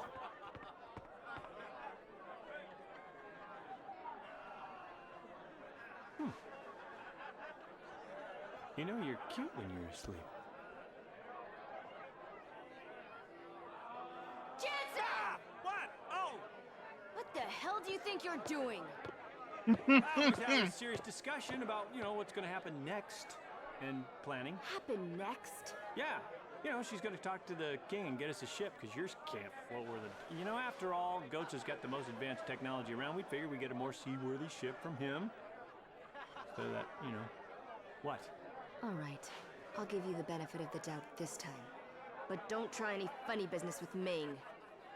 Yeah, well, I'm looking out for her too, you know. I mean, look how restful she looks right now.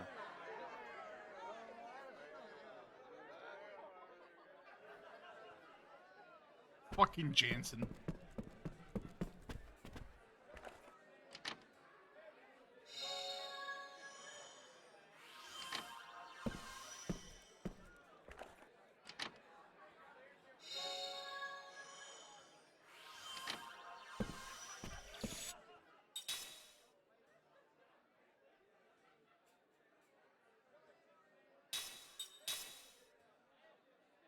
What you doing? I can't start it though.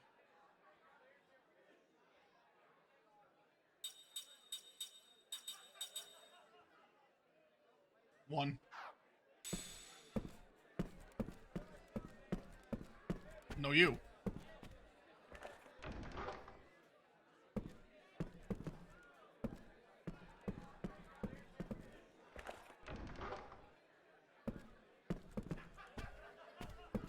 Hey, chest. What's in it? Slot seed.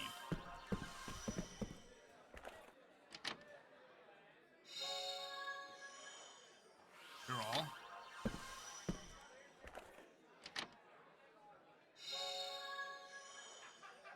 Seed. I'll use it on Ming because she only has 3 slots available to her.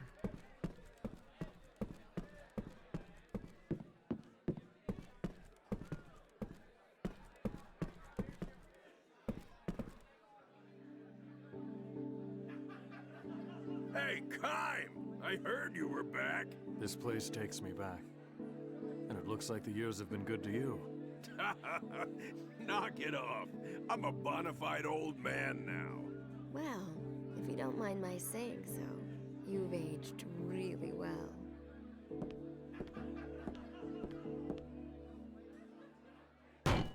Thanks, honey. Drink up. This is on the house. Well, that is mighty nice. I don't mind if I do. Can I have that big, large mug over there? I was only 7 when you saved the village, but I remember you as if it were yesterday. You were a hero to us kids back then. Yeah? So, we're trying to get to Goatsa. Ah, forget it. The only way is through the Black Cave. I heard it'd been closed off by some old sorceress. There's nothing to be afraid of. We'll just bust our way through. It's not that simple. Neither muscle nor magic have had any effect. Although adventurers with plenty of both have tried. My guess is that only that old sorceress can bust through the blockage. She's got some serious magic energy.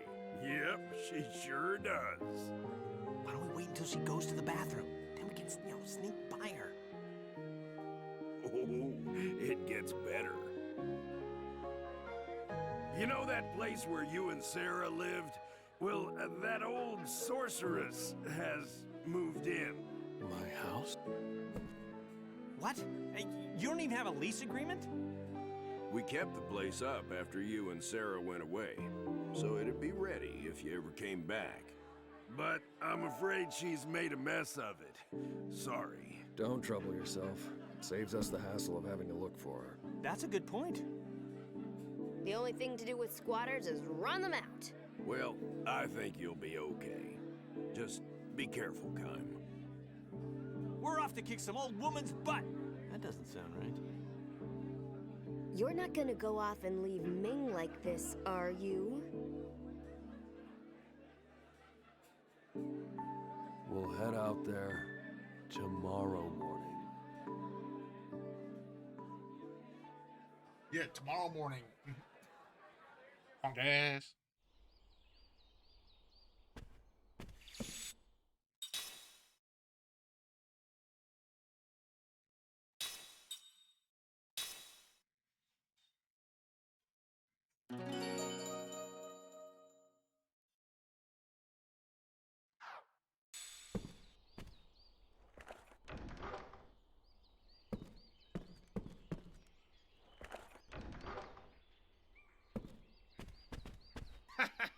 Oh, you're the shopkeeper.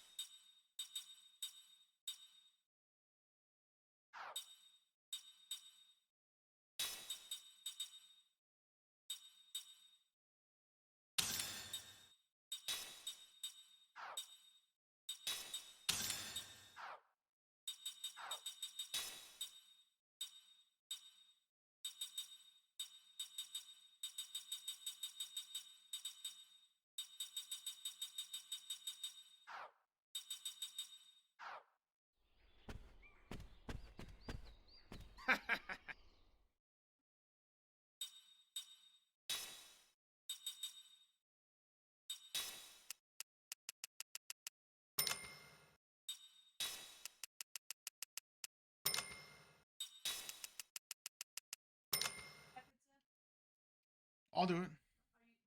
Yes. Yeah, I'll do it. I'm already gonna do it. I'm already gonna do it.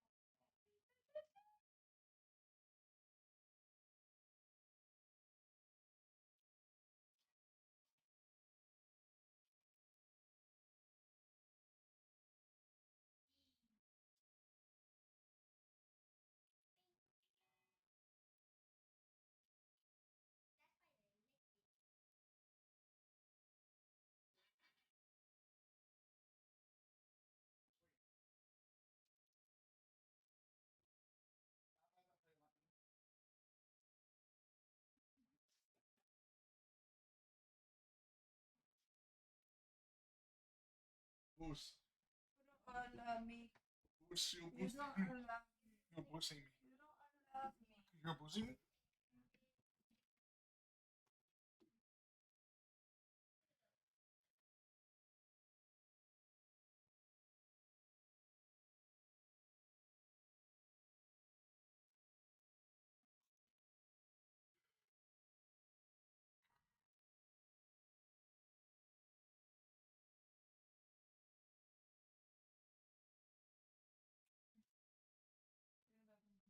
Alright.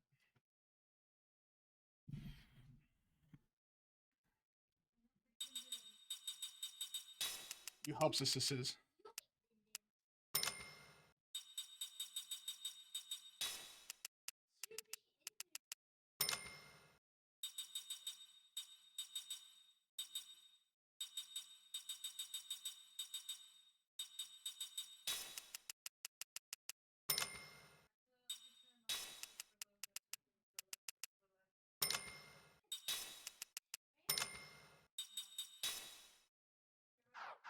That's fine.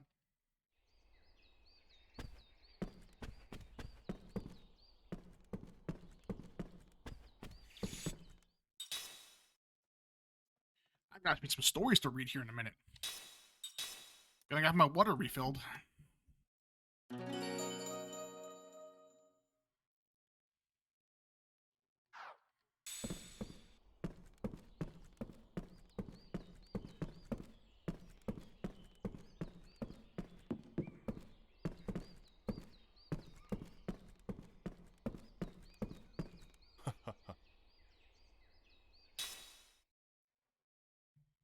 All right, here we go. Stories.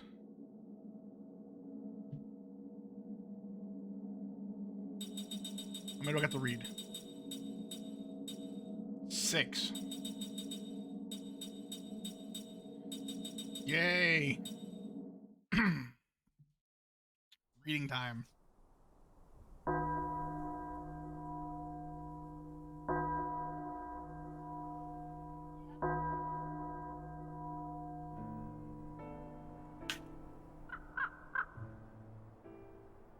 Rolling farmland spread out before him. Kime harvest festivals, wielding his hoe with deep concentration. The sky on this autumn evening is a deep crimson. 6 stories. About 15 minutes each. Maybe we should call it a day, says the heavy-set woman who owns the farm. She just drops an armload of vegetables into the basket. Kime nods and wipes sweat from his brow. You're a tremendous help, says the woman. Look how much we've done. Kime responds in her praise with a slight nod. Just okay, remember where you came from? She asks. Afraid not. Well, the way you work, she says with an easy laugh. I don't care if you're from the moon. Seriously, Kime, what will you do when the harvest ends? I don't know yet. I haven't made up my mind. There's plenty of work to do here, even in winter, she says. It'll be fine with me if you wanted to stay on a while longer. Thank you, says Kime. She herself is a hard worker and a warm human being. It's not a life that allows for luxuries, but going out of the fields at dawn every day and ending work as the sun goes down softens the heart even as toughest the body. As they prepare to leave the field, a small bell begins to ring. The hour is still somewhat early for the church's evening bell. Kime glances down the road and the base of the hill. The funeral procession advances slowly along the road, the mourners surrounding a horse cart bearing a coffin. The woman sets her hoe on the ground, removes her headscarf, and clasps her hands together. Kime scans the hills to find that the other workers on the surrounding farms are doing the same thing, clasping their hands, bowing their heads, and closing their eyes in the direction of the passing funeral. Kime follows their example. The old man leading the funeral procession swings the little bell that's ringing echoes among the hills. The mourners pass in silence, the women in black veils, the men in black coats, heads bowed, the children in the rear elbow, each playing each other, unaware of the meaning of death. When the funeral had passed, the woman raises her head and blinks her moistened eyes. The one who passed away is going home, she says. Home, Kime asks, somewhat startled. Home, to the soil, to the sky, to the sea, like all living things. Kime nods in silent recognition. How many deaths has he seen in this endlessly long life of his?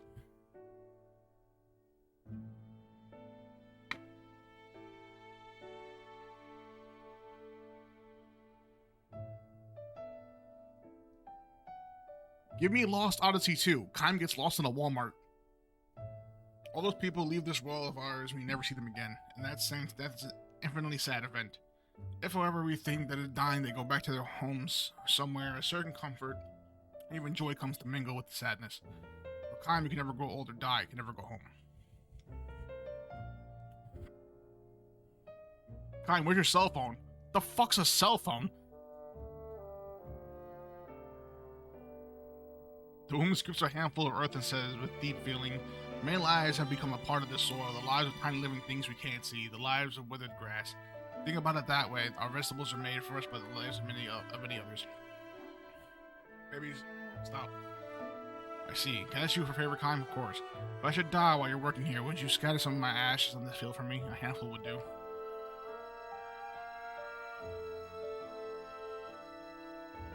Kime is at a loss for words. He forces a smile. Husband dead, children on their own. The woman lives by herself on the farm.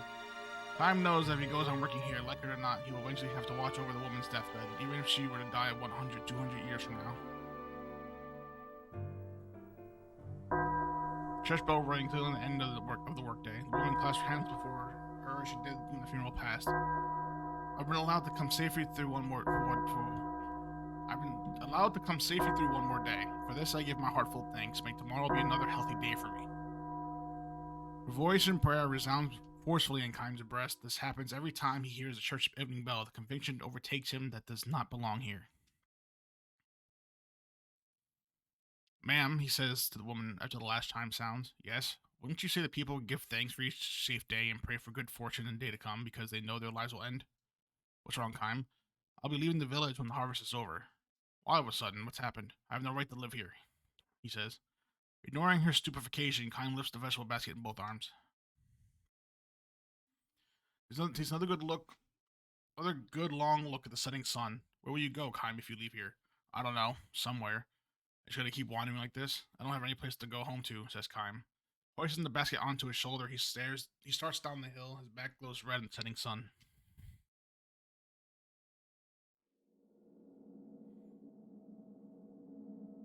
That wasn't even long. It's not bad.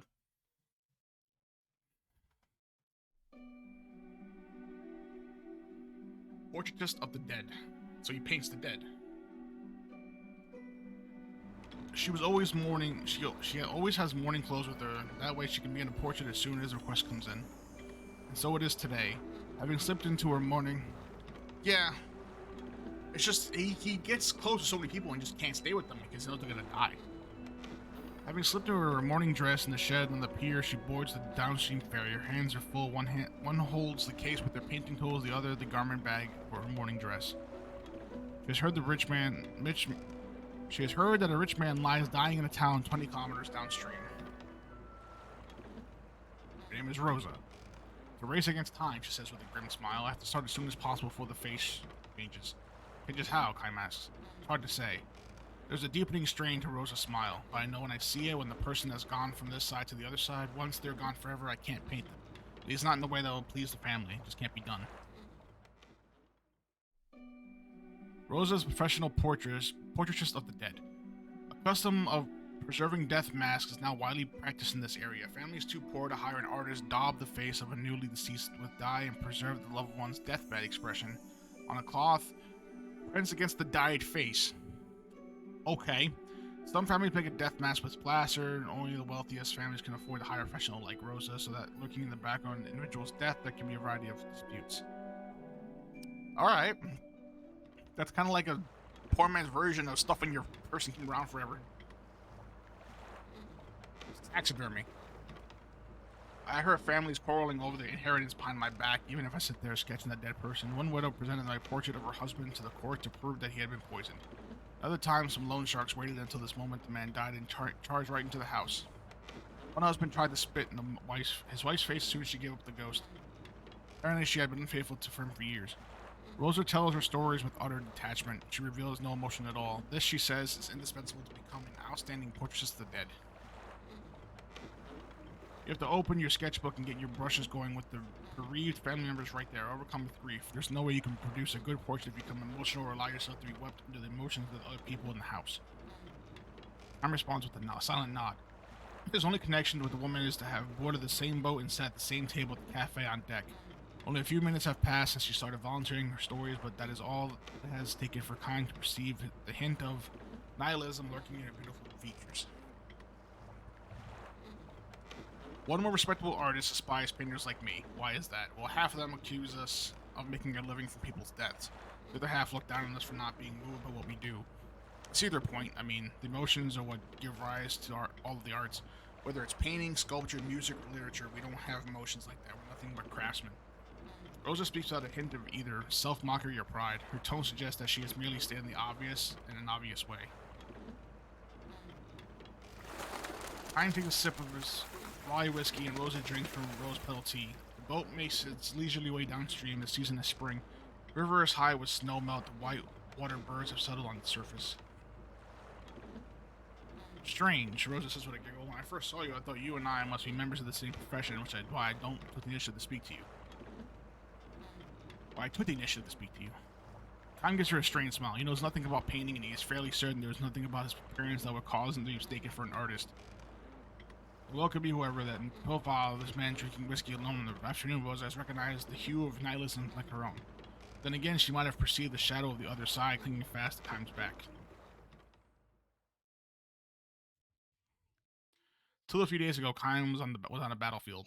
There he witnessed the killing of many enemies. Babies! Are you serious?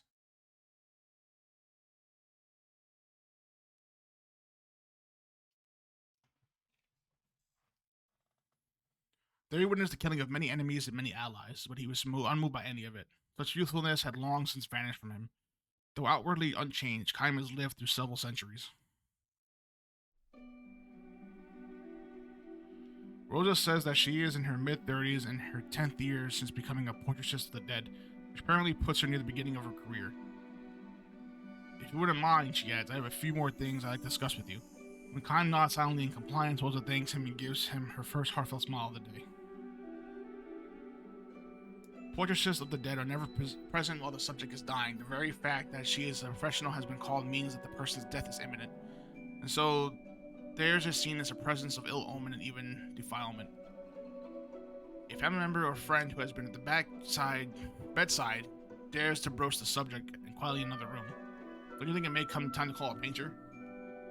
The answer, whether too soon for that or I think you may be right, is delivered in guarded tones.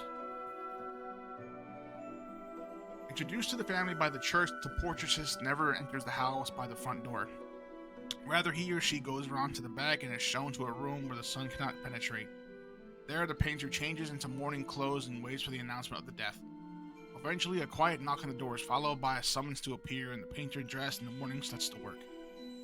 Not all deaths occur at the end of the long lifetimes, of course. All too often, the painter must depict the face of one who has died young of illness or accident.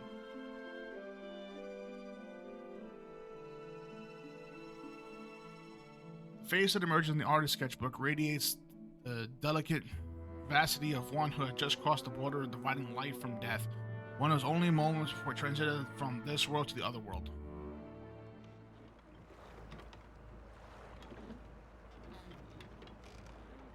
The work presented to the family is an oil painting done from the sketch, but Rosa believes the sketch itself is a far more authentic portrait of the dead. There's nothing quite like the atmosphere in a room where someone has just died. How to put it? It's as though the flow of time has stopped, or time itself is melted into the very air. The sobbing and the wailing sound as if they might last forever. The only movement of time, and all this being the way the face of the dead person emerges little by little onto the blank white pages of the sketchbook. She hands him her thick sketch pad. See, she says, showing him countless faces of the dead. This is 2 years' worth. Many of the faces are peaceful. Others are full of agony, and all without expression, exception. Okay, hang on. Many of the faces are peaceful, but others are full of agony, and all without exception possess a mysterious presence. They differ unmistakably from faces in sleep. Neither, however, do they look dead. It seems as if they might open their eyes at any moment or just easily crumble into ash. They hover, men and women alike, on the very brink of death. After the body is cooled, it's too late. It's also too late if the family has begun making its preparations for the funeral. The game is won or lost in those very few minutes following the death itself. All we can do is start sketching as efficiently and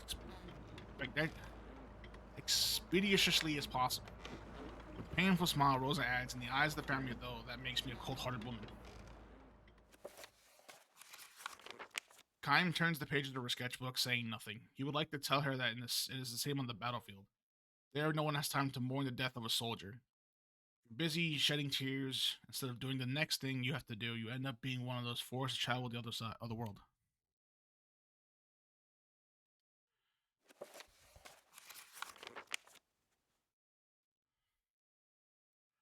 The final sketch in the book is unfinished, the face of a young girl. The general outlines of the hair and face are sketched in, nothing more.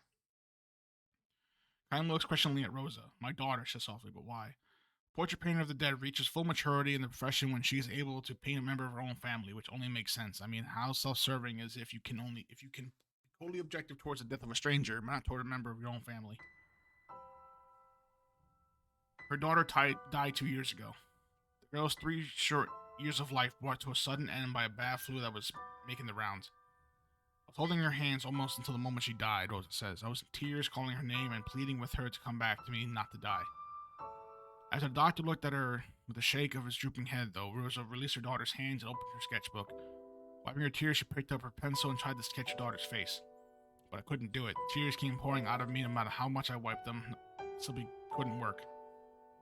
Kaim turned his gaze on the unfinished sketch again. Some areas of the white paper were wavy, perhaps where Rosa's tears had fallen.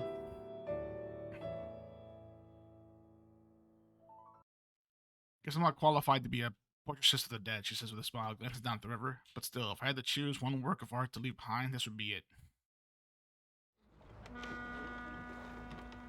Bo gives a blast on his steam horn, quieting the birds on the river leap into the air in a great mass. Kaim closes the sketchbook and turns it to Rosa. He considers complimenting her on the excellence of the drawing, but chooses silence instead. Such praise, he feels, could be a sign of disrespect for her work, for Rosa herself, or for her dead daughter. I didn't mean to bend your ear like this, she says. I'm sorry. She stands and peers at Kaim once again. Really, you look like a member of my profession. Kaim gives her a strained smile and shakes his head. Sorry, I shouldn't have said that. She responds with a strained smile of her own. And you probably won't like me saying this either, but please call me if you ever need a portrait of the dead. I won't need one, Kaim says. I have no family. No family. Oh then, when your own time comes. With a little chuckle, Rosa leaves. Her right hand grasps the case with her painting supplies. Her left the garment bag without mourning clothes. Unfortunately, Kaim will never need her services, and he cannot go to other world just yet.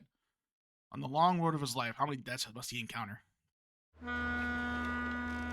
steam horn blasts again. The boat gradually lowers its speed and edges toward the riverbank. Landing draws closer. When he leaves the boat, his journey will begin again. It will be a long journey. The next battlefield lies far beyond the mountains that tower in the distance.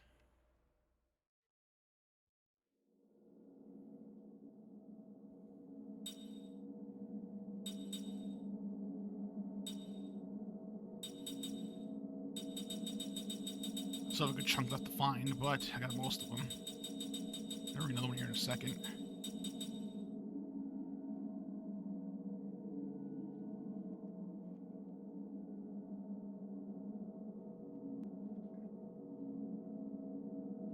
That's depressing.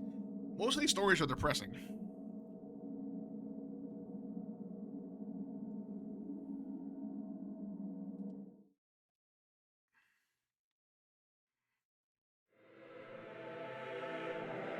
Happened a long time ago. On a small island which has since perished, they had an odd custom. They mourned their dead with song, with elegies.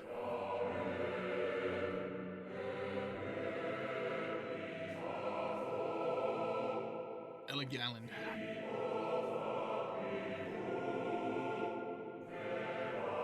Okay, babies, every time I speak, you get louder. You're doing it on purpose now.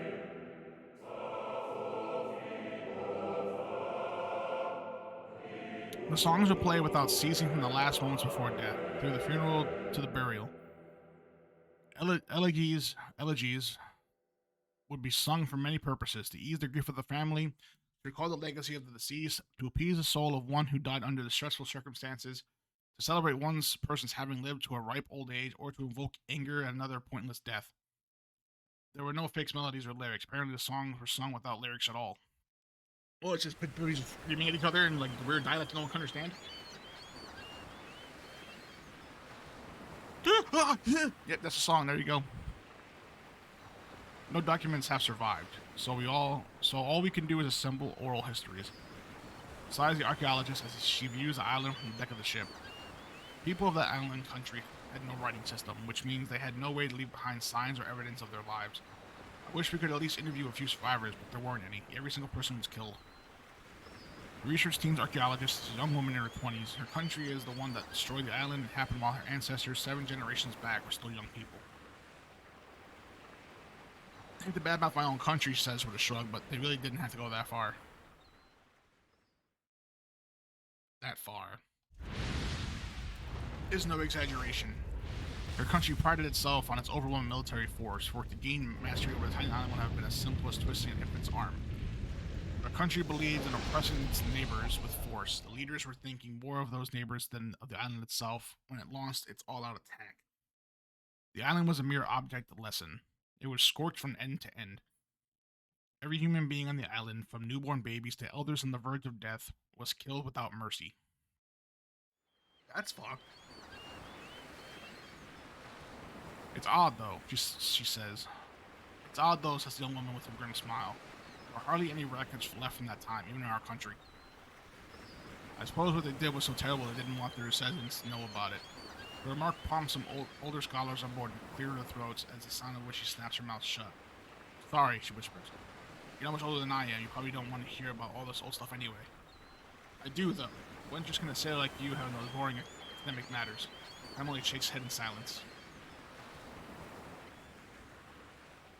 Suddenly things become very busy on deck. The boat is approaching the island and has entered a stretch of intricate channels where the skills of the crew will be tested. Boatswain calls Kime. Oh, I'm sorry, the woman says. I shouldn't be monopolizing your time. We've got work to do. Even as she apologizes, the talkative young archaeologist asks Kime, do you mind if I ask you one last question? Please ask away, he replies, stopping in his tracks. She looks around to make sure no one is listening and whispers, I'm sure this is your first time taking the research team over. Uh-huh. And your first time going to the island. Well, yes. Probably don't know about some of the bad stories they tell about this place. That some scholars who go there fall under a curse as they get sick while doing their research on the island, or they become mentally unstable after they get home. I've heard even some kill themselves. I mean, a long time ago, right? Right. This is the first research trip in 50 years. Up to then, every time they send out a team, one or two of the members would suffer the curses while they put a stop to them all those years. So I'm a little scared myself. He sends a mock shudder through her body. I just thought I'd ask you if you could teach me some magic spell for getting back safely. I look straight at her, not merely taking in her appearance, but searching for the person deep inside. You'll be fine, he says. You think so? I'm pretty sure you'll be okay. She looks at him questioningly. If you hear singing, though, he adds, hum along with it. What do you mean? She asks, her expression increasingly uneasy, but Kime says nothing more. Get over here now, mister. Boatswain shouts at Kime, who heads for their station. He did tell the woman one white lie, though. So it's not his first time coming to the island. He has been here many times before. His first trip happened a long, long time ago. As the archaeologist said, the island's elegies had no fixed melody or lyrics. They were all sung extemporaneously and never repeated. Big ass fucking word. 100 deaths required 100 elegies. Nor did mourners agree in advance on the nature of the elegy before they started singing. At first, each would sing his or her own song expressing his or her own feelings about the deceased.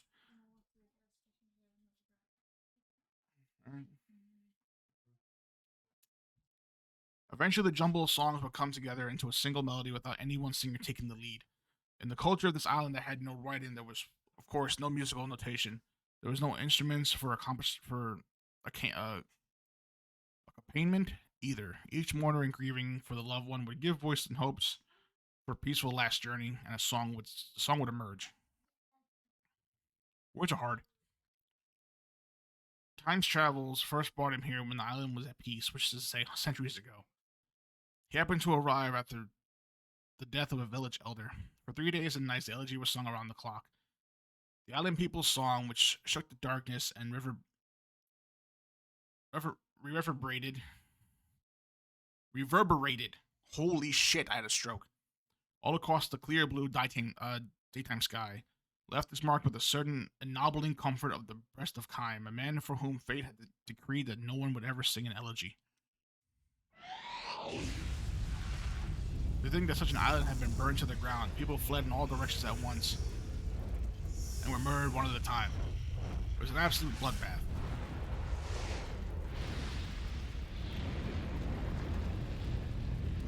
Kime knows about the atrocities that accompany the butchery, things that were not handed down to the generation of young archaeologists.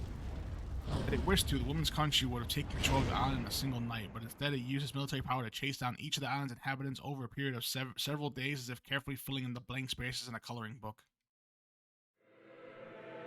The island became enveloped in elegies. At first, while the living still outnumbered the dead, voices in elegiac song all but shook the island with their volume. As the days went by, however, and the dead came to outnumber the living, the sobbing voices and new song grew even fainter. When the battle reached its final phase, the few remaining islanders who had been cornered in the island's northern tip fled into a large cave. They resigned themselves to death. All that was left for them to do was pray that they might be allowed to die with some degree of peace. But even this small measure of hope they were unable to wring from their attackers.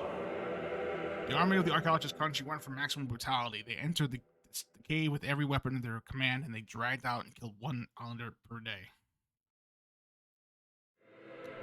Today was an old man, the next day was a young man. The day after that, they tortured the young mother with an infant at her breast. And the following day, the infant they tore from her mother's arm was put to death. The elegies were sounded without interruption. That is fucked. The singing voices that escaped from the cave invaded the ears of the soldiers who were crying on the massacre. The soldiers with kind hearts collapsed one after another, or they went mad and left the front line. The song was the final weapon of the islanders who had no other means to fight.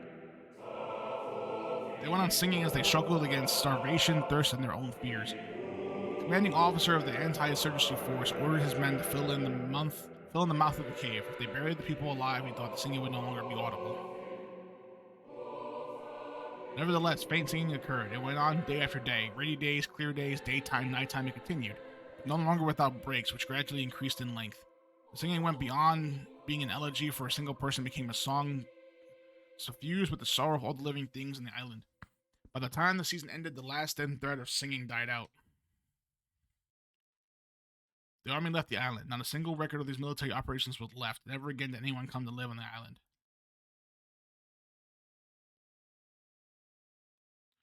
The first research team in 50 years is plagued by difficulties.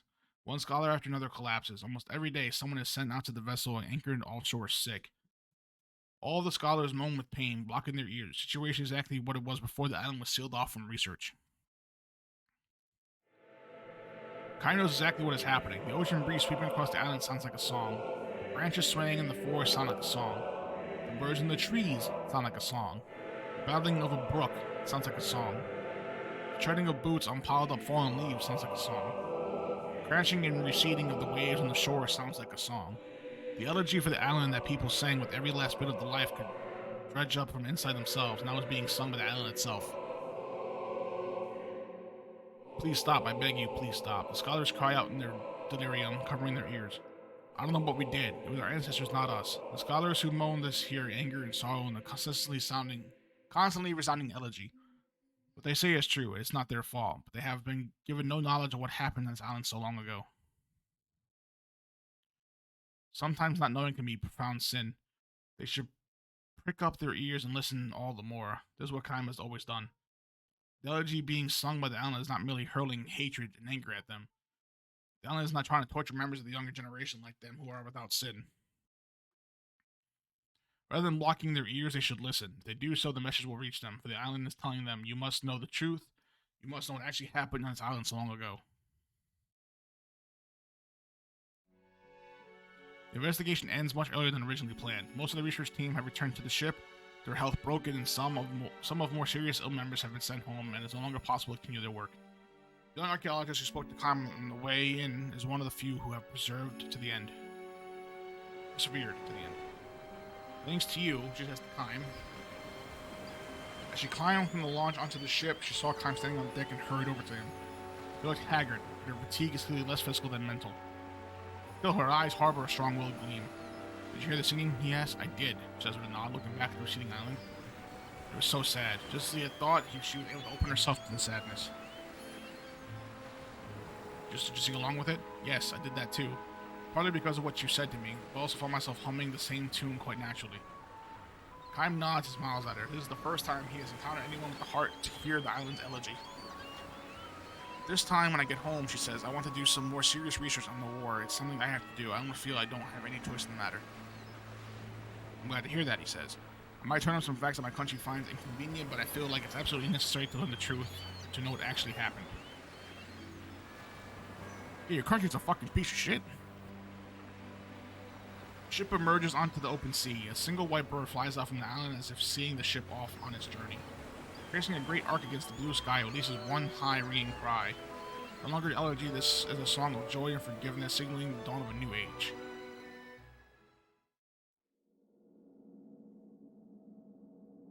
Yeah, my dude.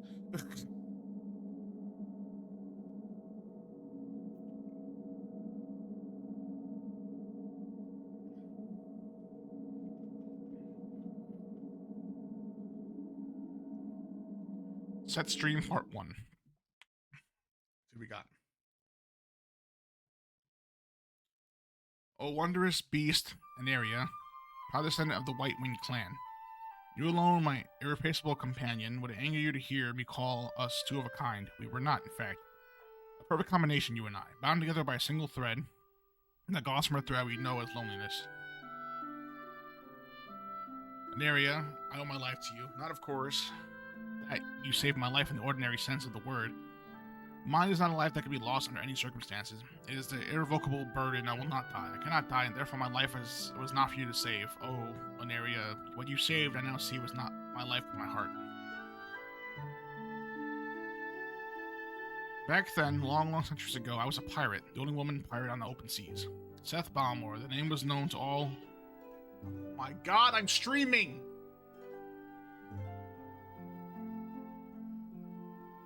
Seth Balmore, the name was known to all who plied the sea. Some spoke my name in fear and trembling, while others voiced it with deepest admiration. Some even called me the righteous buccaneer, nor were they far wrong, I'd say. The pirate ships I commanded had rules that were clear and strict. We targeted only one kind of vessel, those opulent passenger ships the wealthy boarded for pleasure cruises. We put a bit of scare into the passengers, of course, maybe rough them up a little, but killing was strictly forbidden. All we did was squeeze a few drops of treasure out of the purses of those who had more money than we knew what to do with. We traded our booty for cash with shadowy dealers and the money we shared in the world's dens of poverty. I would cringe at being called the champion of justice, but we prided ourselves on being more than villains.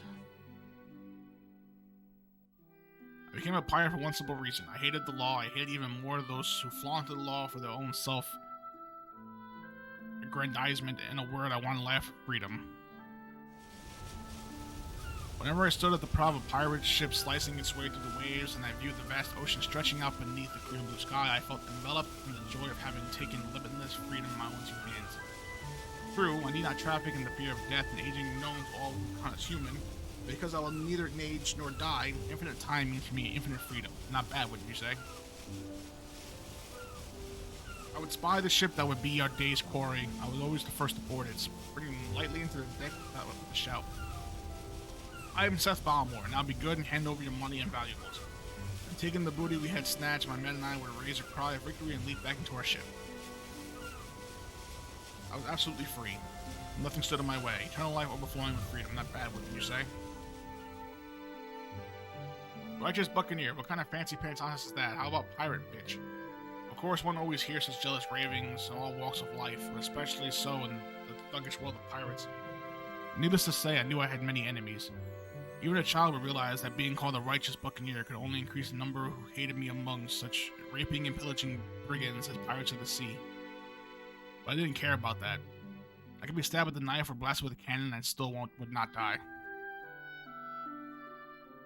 Immortal Seth, they called me, and it was literally true, not just a figure of speech. I won't get in your way. I told the other pirates, but I won't let you get in mine either. I'm afraid of nothing and no one. I lived the way I wanted to live and wouldn't or shouldn't have let anyone interfere with me. I went wrong only once, and that was all it took. In the moment of carelessness, I let them capture me. Of course, that alone was nothing for me to be afraid of, as they kept mentioning I can never age or die. It would have done them no good by killing me. They knew it. The most they could do would be rough me up a little and threaten to make it worse for me next time. They had to do something to show their men how tough they were. They couldn't just let me horn in on a pirate game and pretend it never happened. So I said, hurry up with the torture, will you? I haven't got all day. We were at a cave on a desert island.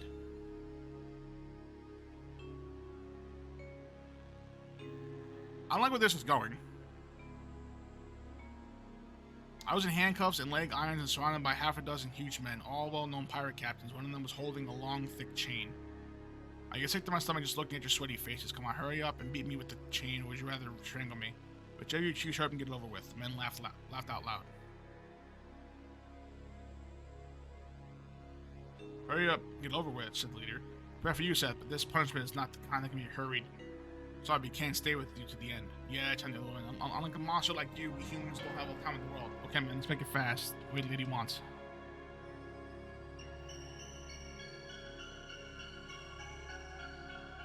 Oh no. Twitch, please don't ban me for this. I am sorry. It's a part of the game.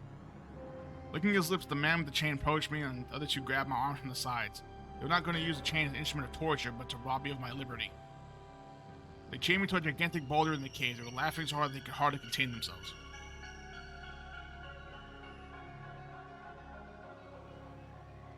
This is what you need, eh, Seth? It's the end of the road for you. We can't shoot you, we can't stab you to death, we'll just lock you up.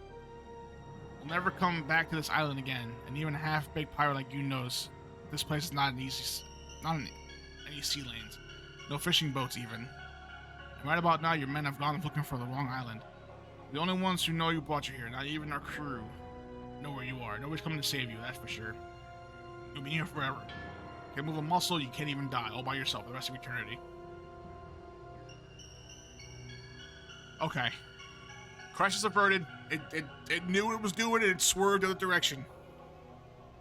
With that, the man walked out of the cave, leaving there with a single lantern.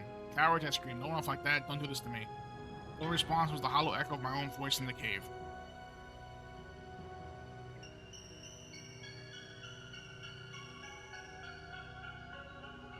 The lantern the men left behind was not meant as a kindness, but rather the opposite. It was a prop in their little drama. When I finally ran out of oil and went dark, it would impress on me the way of eternal solitude.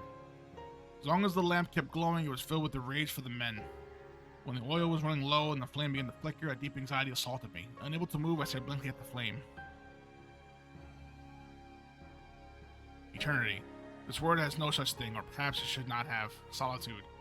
I was always alone, or more precisely, I always ended up alone. It was my destiny. He was surrounded by companions whose feelings matched my own perfectly. I could share the deepest love with another, but in the end, I would always have to lose them. You know what it feels like to see countless others succumb to death while you yourself on the road or endless life? In your case scenario, you do have some idea. As I watched the lamp in the cave went out, a world of darkness spread out before me. There I was, alone. No more would I taste the sorrow of parting, but neither would I be able to taste the joy of meeting eternally without end, alone. I did not try shouting. People shout and scream for one reason only, because they want someone to hear them. I believe there is someone somewhere who will hear their cries.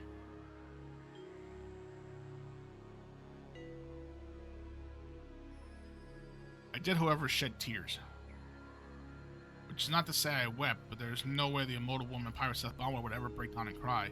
Tiny tremor went through the darkness, that's all it was. I noticed, oh, tears are coming out of me, really. That's all it was.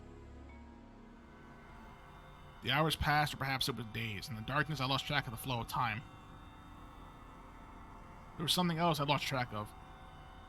If all there was left to me to do was stay by myself, struggling against eternal solitude, incapable of even the rotting away, then what was the purpose of my living in the world? Perhaps the men who trapped me here had been right, unable to either age or die. Perhaps I was some kind of monster.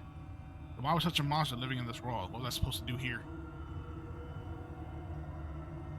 I did not know the answer to that. I would never know the answer. To the end of my never-ending life, I felt frustration, sorrow, but above all, fear. Eternity was frightening me. Frightening to me. Solitude was frightening to me. I might have been trembling without even the energy for that. I might have been utterly drained. Whatever it was I was feeling, that is when it happened. An area. This is when you first appeared before me. A tiny burst of light softened the darkness, and from the light, almost before I could wonder what it was, there came a voice. Are you too trapped in the prison of solitude? Who is that? In the light, a flash of white wings. With a sudden increase in size and brightness, the light seared my eyes. Accustomed to the total darkness, my eyes could not stand the glare, and for an instant they could not see anything at all. Grimacing, I clamped my eyes shut before daring to open them little by little. There before me hovered a pure white glowing beast. Its white wings were breathtakingly beautiful. How beautiful you were, Anera. But yours was not a florid beauty. No, it was subtly different. Your beauty wore a cloak of loneliness. I am like you said, and when I cocked my head to look at you with puzzlement, you continued. I've been looking for someone like you for a very long time. You spoke slowly, majestically. O immortal woman pirate, you and I share a single destiny. You knew who I was. Together let us escape from the solitude and make our way together. You said, your eyes locked on mine. Escape from this solitude, the words continued ringing in my ears, but I did not know who you were. I could not even be sure what you were. Nor could I leap joyfully in the imitation of one I could not tell a friend or foe. Who are you? I asked. I am Anera of the White-Winged Clan. White-Winged Clan. I had heard the name before. The White-Winged Clan were said to be wondrous beasts that had become extinct in the distant past. I have heard that the White-Winged Clan died out long ago. I am the last of the bloodline, the only survivor. Indeed, as I said, the last. Which is why you speak of solitude? At that point, almost before I knew it, a weak, almost self-mocking smile crept over my face. I felt myself lowering my guard as I spoke to you. My chains, however, were digging even deeper into my flesh and shackling my heart as well. You used the phrase prison of solitude before. It's true, this is a prison, being alone for eternity in a prison without bars. You nodded at these words of mine in area in silence, but then you said, I was in prison too, just until just now. I'm sure it's true to be only living survivor. I spent far too long a time alone. I know what you mean. In the legend, members of White-Winged Clan are thought to live 1,000 years, but even if you were to live on for several centuries, a sole survivor you could never meet, a female member of the clan of the White-Winged, and hope to make a children with her. The clan will never rise again. Oh, you could never meet one, and okay. The sole survivor must live out the remainder of his days alone. In order to conquer the unbearable loneliness, you said, I would need someone to make her way with me. Then you looked hard at me and said, "Oh, pirate woman, are you not of the same mind?" I'm not in agreement. Well, hold up. Then I made a point of smiling and said as casually as I could, in other words, you're lonely. Your beautiful face softened, and you said with some embarrassment, I wonder. According to the legend, as I have heard it, the clan of the White Wing are proud and love their solitude. The only increased your embarrassment, and you said solitude has its limits. That did it. I decided to trust you then and there. Well, if that's how you feel, you should come right out and say, I want company. Company. Alright, a companion. Companion. Take close aside. I'll team up with you. That ended all hesitation. Just so you saw me, one to make your way together with, I put my full trust in you. Let's go wild in the high seas, I cried. Isn't that what you make your way together means? Maybe I should become a pirate? You don't like the idea? You paused for a space of one breath and chuckled softly. I always wanted to give it a try. No sooner were the words out of your mouth than you leaped at me. With one bite, you cut through the thick chain that held me down. O wondrous beast Anera, proud descendant of the White-Winged Clan. This was how you and I first met. In the 900 years since then, we raged over the open sea more wildly than ever had before. I stood at the prow of a pirate ship in search of prey. You were always there beside me. We became irreplaceable partners, friends, companions, family. Okay, I'm not gonna lie. I'm really glad it was going up. It was going down, and then it just climbed back up again and just stayed like level. Cause I didn't want to read that shit.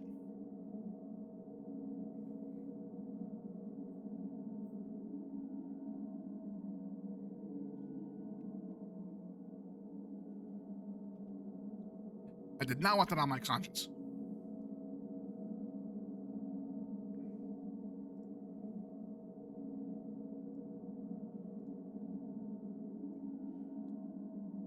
I mean, come on.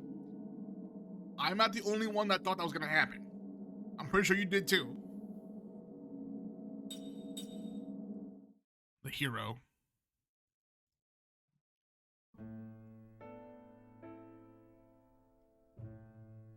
The hero was home from war. He had performed gallantly on the battlefield, advanced to the rank of general, and made a triumphal entry into the village of his birth. Yeah, you knew. Your mind was like, I know where this is going.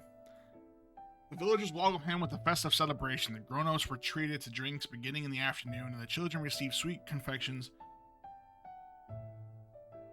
The cattle and sheep in the pastures that supported the villagers' livelihood, whether because they were excited to be unusual commotion or whether welcomed the hero in their own way, sent especially shrill cries reverberating into the blue summer sky. General, you are the pride of our village. Obviously full of pride himself, the head of the village thrust out his chest as he delivered his congratulatory address in the welcoming ceremony. To think that the foremost hero in the army came from this tiny village is so incredibly exhilarating and gratifying. I'm sure our ancestors are overjoyed as well. The throng crammed into the village square burst forth with cheers and applause. According to the official figures released by the army the other day, General, you brought down at least 2,000 enemy soldiers with your own hand. A thunderous roar shook the square. Come to think of it, the population of this village is less than 1,000. This means, sir, that you managed to bury more than two of these villages worth of your own. How fortunate for us that you were not on the enemy, one of the enemy. If by any chance there had been a warrior of your caliber on their side, we'd all be resting in the hilltop graveyard by now. A few of the women frowned momentarily at this remark, but the men, full of liquor, responded with an explosive laugh. Sitting stage center, the general lightly stroked his dignified beard. No one present knew that was his habit whenever he was perplexed. When he left his village to join the army, he was just an ordinary soldier a long way from growing a beard.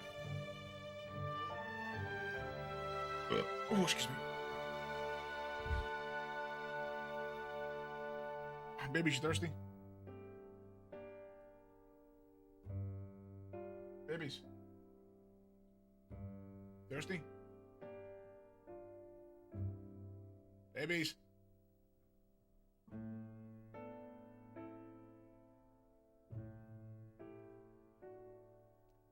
Babies. Bathroom? Where are you? Come here.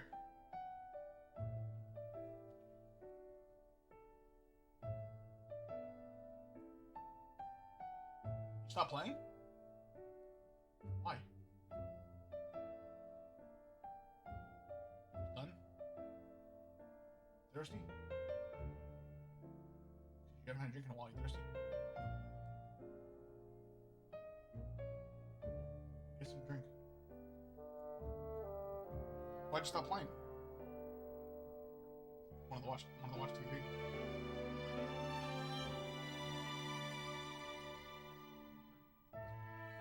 It'll be done soon. Good time.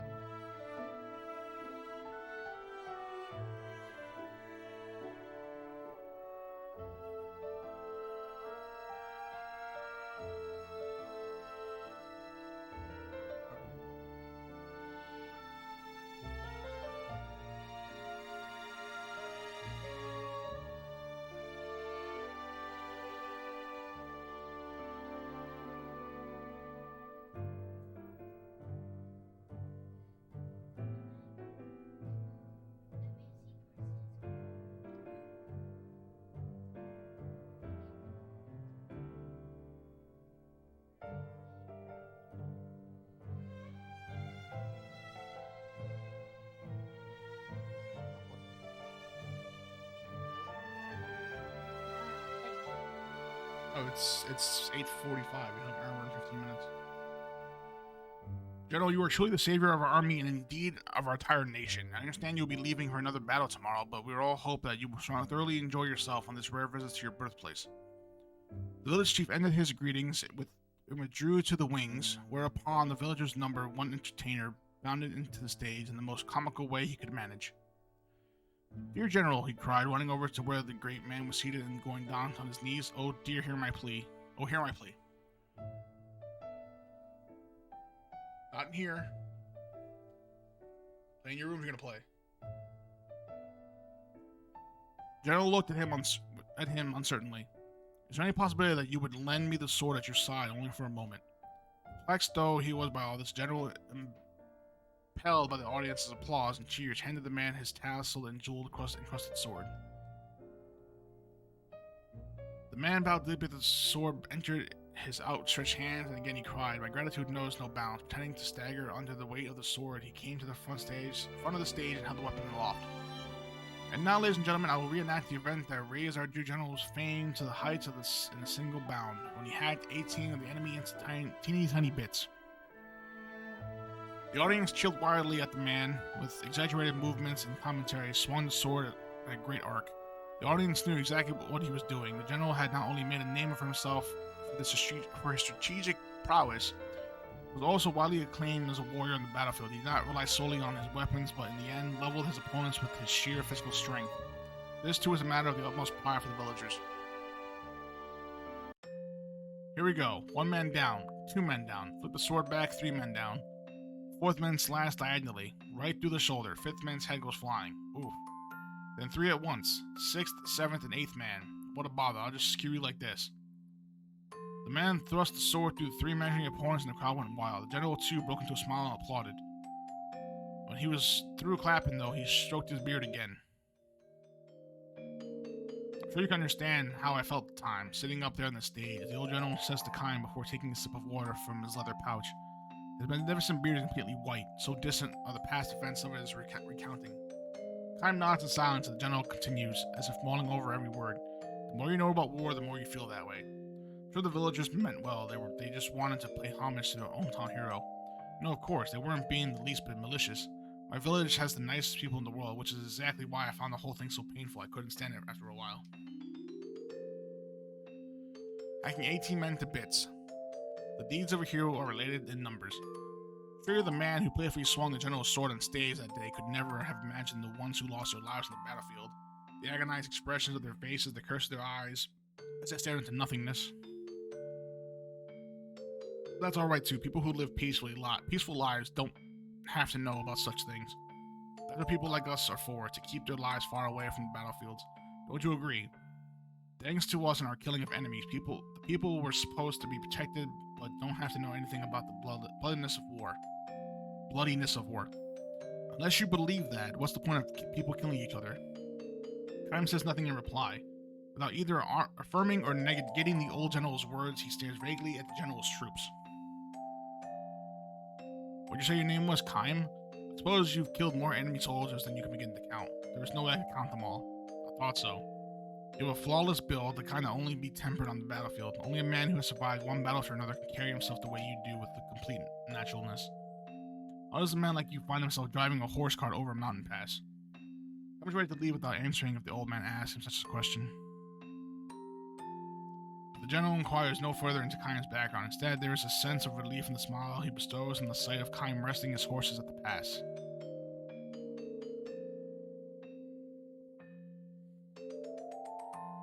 I was 16 the first time I went into battle. After that, I just kept running from one fight to another until I made it all the way to general.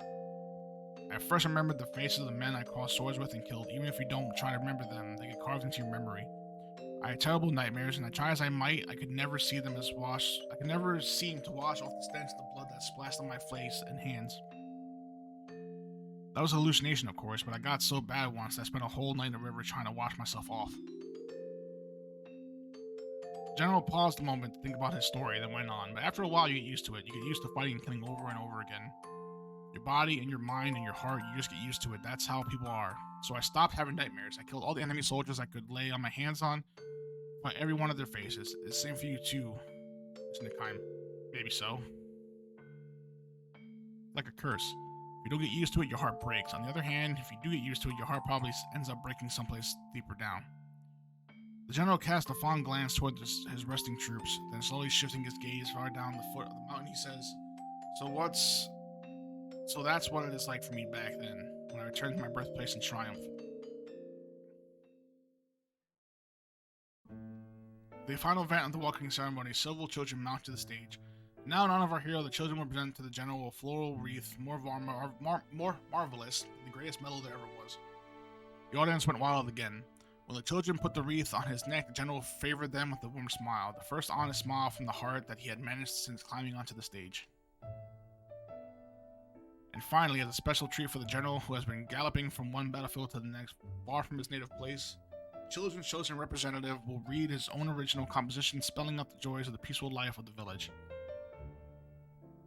With a look of grim intensity, a small boy barely old enough to go to school unfolded his composition and, gripping it in two hands, began to read aloud from it, straining to make himself heard. First, I'm going to write about one of the nicest things that happened to me. At my house, we have a pasture with lots of cows and sheep.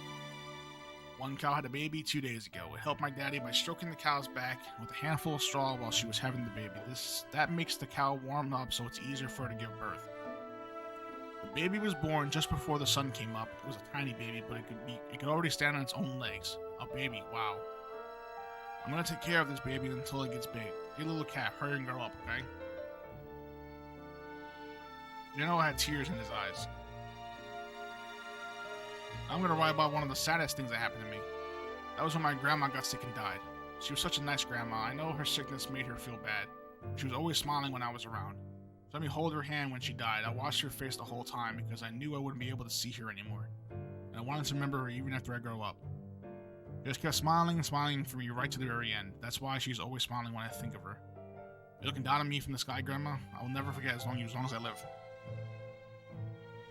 Tears are streaming down the General's face. When the ceremony ended, the General left his village and headed for the town where army headquarters were located. There he wrote a long letter to the king and gave his sword to the most trusted lieutenant. General had decided to retire.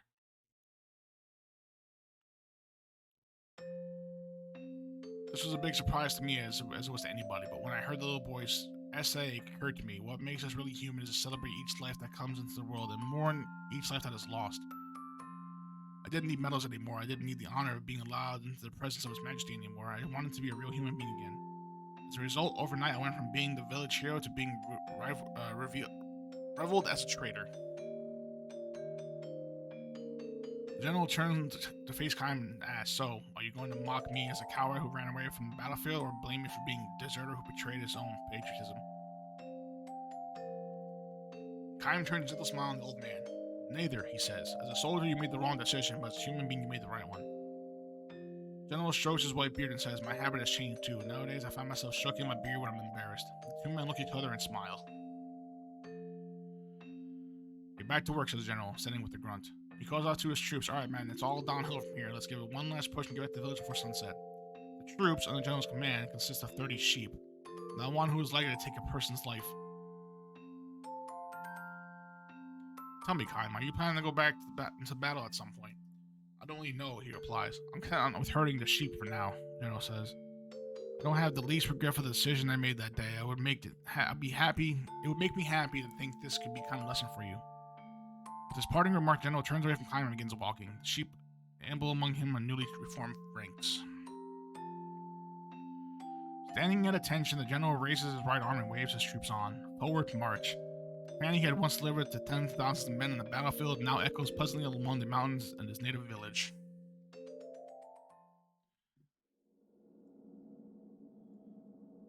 That one wasn't that bad. Small redemption arc for this guy.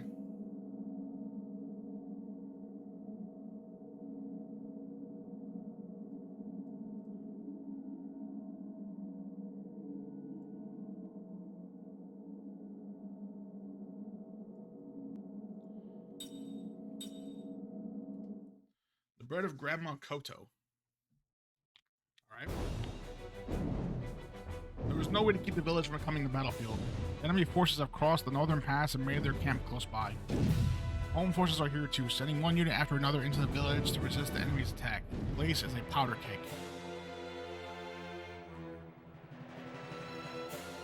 Ringed by mountains where the two highways intersect, the village is a crucial focal point for transport. It cannot be allowed to fall into enemy hands, while its capture is essential to any hopes the enemy might have for victory in the war. Long years of fighting have come down to this one major battle.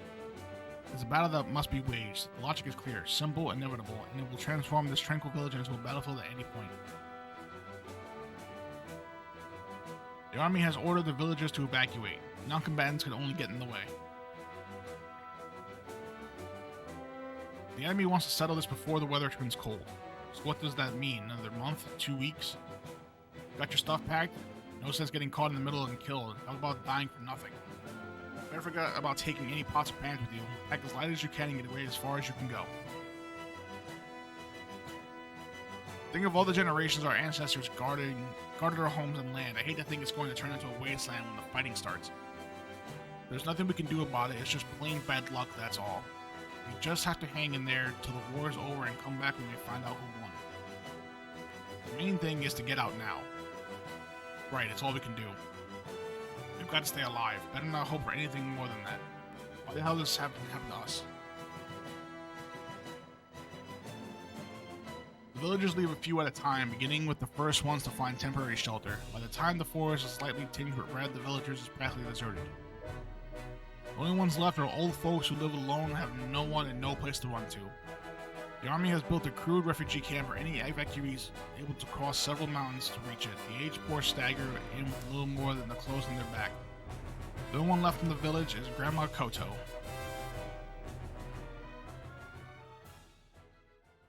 The bread of Grandma Koto. What an opening. As a mercenary, Kaim first met old Koto shortly after he joined the unit protecting the village. He was on an inspection round at the time when he spotted an old woman working in the field. She turned out to be Grandma Koto. A soldier with him yelled at her, "Hey old lady, enough of that." Another man shouted, "You better get out of here now if you want to stay alive. The fight's going to start in 2 or 3 days. How many times do I tell you to go to the damn refugee camp?" But old Koto stayed hunched over, digging in the dirt. Obviously, she was not harvesting anything. If there had been a time when the grain had ripened and she was hurrying to harvest her crops, it might have made sense. She was just turning the soil as if she had forgotten that a battle was about to start here at any moment. The old bag deaf or just senile? With a disgusted look, the captain called over to Kaim. "Hey, new guy, do something about this one. Drag her to the refugee camp if you have to. Tie a rope around her neck. Can't have her wandering around out here. She's gonna get in the way when the fighting starts." The captain's tone was arrogant.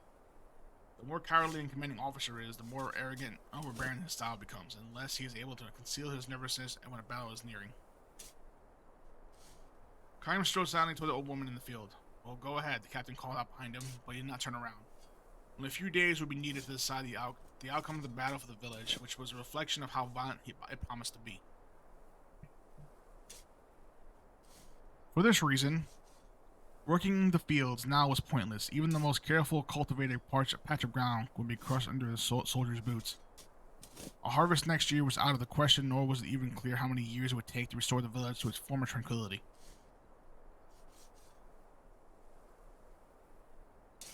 When Kaim... Oh, look, Lost Odyssey question. Nice. When Kaim approached her in the field, the old woman kept working and said, "Don't try and stop me." She looked and sounded much tougher than she had seen from a distance. Remember one of those stubborn, cranky old folks that people kept distance from when the village was at peace. "You're not going to evacuate?" Kaim asked. "What the hell for?" she spat out. "They built a camp you can go to." Old Koto gave her story and said to Kaim, "You're a new one. I've never seen you before." "Yes." "So you even know what the camp's like? Your soldiers have nothing to worry about." "What do you mean?" Old Koto said nothing, but pointed toward the steep mountain standing like a painted screen on the west side of the village. Kaim asked, "Is that where the camp is?" "Hell no. You have to cross that mountain and another one to get to it. Nobody my age can walk that far. What's the point of building a camp in a place like that? How many old folks do they think are going to make it over there? They might as well leave us out in the hills to die like the old days." Kaim's at a loss for an answer. Continuing her digging, the old woman grumbled. "That's how the government does everything." She was clearly angry, but perhaps less angry than sad. "You're on an inspection tour, right? Well, don't let me stop you." "No, you see, you're not going to get me to go to this any damn refugee camp. That's all there is to it. I'm not going anywhere. This is the village I was born in and lived ever since all my life. I know how you feel, but this place is going to turn into a battlefield soon. I know that. So then, so what?" Kai was at a loss for words again. When she saw that, she smiled and said, "You're a sweet young man, kind of unusual for a soldier." Her expression had softened for the first time. Once she stopped being so prickly, the smile she produced was actually rather endearing. "When this place turns into a battlefield, people will die. Lots of them. I know that much. Don't worry, but I have work to do, soldier boy. Tell me to leave my work and run away as I tell me to die. If I'm going to die anyway, and it won't be long now, I want you to let me do what I want to do. You shouldn't have a problem with that. Kine fell silent. Not because he was at a loss for words yet again, but because he believed she was right. I'm gonna die anyway, she had said. Knowing that he would never be able to speak such words, he had no choice but to bow silently to her will. Alright then, run along now, Sonny. I got work to do. What are you doing now? See for yourself. Sorry, but I don't know much about farm work. Like all the other soldiers, Okoto said with a smile. The only thing you people ever think about is killing enemies. You don't know anything about nurturing life. She let a hint of sorrow show again.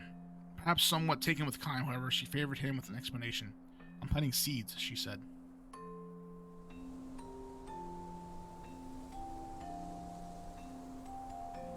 Grains of wheat. You sow them in the fall, they mature over winter, shoot up under the spring sun, and turn the fields golden in summer. I always do my planting when the northern mountain peaks turn white every year, and this year is not going to be any different. Would the seeds mature in the trampled fields? Kine had his doubts. Grandma Koto, however, displayed not least anxiety or resignation as she scattered seeds in newly turned soil. Her hands performed the age-old ritual with ease and naturalness, as if to impress upon Kine the fact that she was doing this year was nothing more nor nothing less what she had done every year before. As a result, Kine's next words emerged with a smoothness that he himself found somewhat surprising. What if the seeds don't grow? Then I'll just do it again next year. And if next year is bad, I'll do it again the year after that. You have to plant the seed. That's how I live my life. If you don't plant, nothing will grow. See what I mean? I think so. Whether there's a fight or not, it doesn't matter. I'm just doing what I have to do. That's all. She spoke with certainty. Her wrinkled face softened to a smile as she added, you can't even enjoy a meal if you know you haven't done things right. You're saying that this is what gives your life its meaning? This was the question to which Kime had long searched for an answer. What purpose had he even born into this world? What was he supposed to accomplish here? He continued to roam through his life's endless journey without knowing the answers to these questions, indeed because he didn't know the answers. I don't know about deep stuff like that, Grandma Koda said shyly. I mill the wheat I've harvested and bake bread in the fall. That bread is really special. Nothing tastes as good as the fresh bread you make with the wheat you grew that year. That's what my grandson looks forward to every year. I can't just decide to take a year off now, can I? I see what you mean. No, you don't, she declared. You're nothing but a damn soldier. His face had turned hard again. There was no more smiles from her that day. When Kime returned to the barracks, a soldier who had been stationed in the village for 6 months or more said to him, that old bag hates our guts. Because we ruined her village? That's part of it, I suppose, but it's got deeper roots than that for her. Grandma Koto had lost her entire family to war. First, her husband died in the war 40 years earlier. Then her son and his wife in the war 20 years earlier. And now the one grandson they had left was taken to fight in the current war. What's his unit? Kime asked the soldier. The man gave a helpless shrug and named the unit that had been sent to an area with the most intense fighting. Talk about bad luck. The fighting's so bad out there, if it was me, I'd take my chances on being executed for deserting under fire. He's got maybe a 50-50 chance of coming back alive, no, maybe 30-70. If her grandson were to be killed, Grandma Koda would be all alone in the world. She would have no one to feed her bread to. It must be tough to be left alone at that age, the soldier said. Looking at old Koto, I can't help thinking of my mother back home. There's no way I can let myself get killed. She never stopped crying. Same for you too, eh, Kime? Kime had said nothing in reply. He had no right to put himself in the same category as a soldier. The battle started 3 days later. The enemy's army attack was even fiercer than expected. The defense forces had no choice but to put everything they had into a fight. Kime slipped away from the battlefront and headed for Grandma Koto's house. He found her leaving for the fields as always. She gave no sign that she was afraid of the fighting. People who know exactly what they must do and refuse to be distracted by anything else can be strong beyond all reason. Kime saw now that there could be far greater strength in finite life than in one that lasted forever, because he sensed this so deeply he stood before her, blocking her way. He lifted the tiny old woman in his arms and carried her bodily back to her house. What are you doing? Let go of me. I'm not going to follow some soldier's orders. I have work to do. Yes, I know that, Kime said. So put me down now. I don't want you to die. Holding her against his chest, he looked her in the eye and pleaded with her. I want you to bake bread next autumn again from a new crop of wheat. She stopped flailing her arms and legs in vain attempt to get free of his grip. She looked straight back at him. She said, as long as you have someone to feed your freshly baked bread to, I want you to keep baking bread year after year. Old Kodo heaved a huge sigh and muttered, smiling, I knew you were a very strange soldier. The battle raged on for several days. The arrogant, cowardly captain died in the fighting. The soldier who had told Khan the story of Grandma Koto also died. Oh, that's fucked. Countless defense troops died and countless enemy troops died. The village was consumed in the flames of war, and Old Koto's field was ravaged under the heels of the military. Kaim's side managed to stave off the attackers and follow the retreating enemy to the north. All that remained in the wake was the empty, devastated village. The war ended as spring was given way to summer. At the cost of massive casualties, the army repulsed the enemy's invasion. The village began to recover little by little.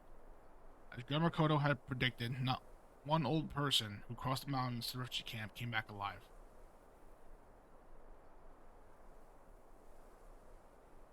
Autumn and Kaim has come back to the village. He feels warm in the chest when he looks across the fields and spots old Koto sowing wheat. So, she's doing it again this year. The next year and the year after that is for as long as she is alive. She notices Kaim and crosses toward him with a welcoming smile. A year had passed. She seems to have shrunk somewhat with a year's worth of aging. I've seen you for a while, she says, so they didn't kill you. I'm glad to see you looking so well, too.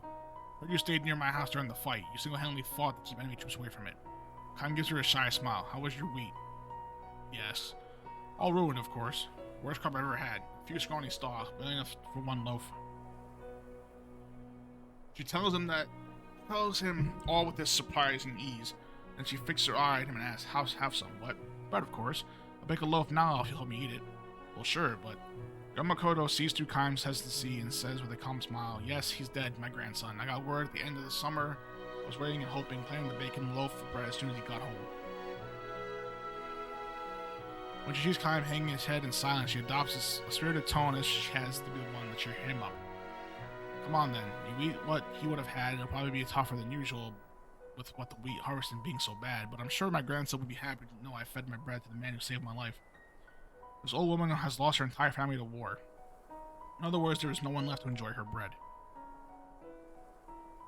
Still, she urges Kaim to wait just a minute while I finish this up, sowing the wheat for the next year's harvest. Does it because this is what she has always done. But it's what she is supposed to do. Kaim stops himself from speaking the words, let me help, but he stands staring at the old Koto's bent back. In the glow of the settling autumn sun, she is sadly small and sadly beautiful.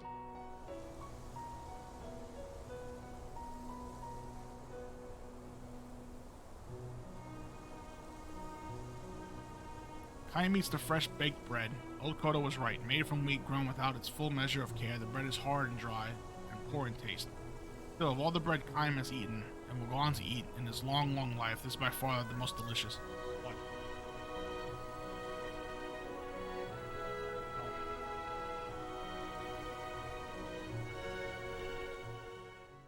I can't see it, but it's too dark. Ask your mother when she comes upstairs.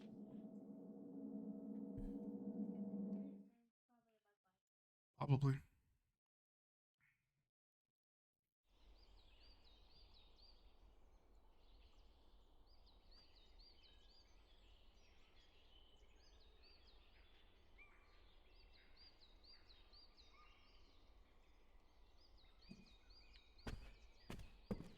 So, all that, her grandson still died.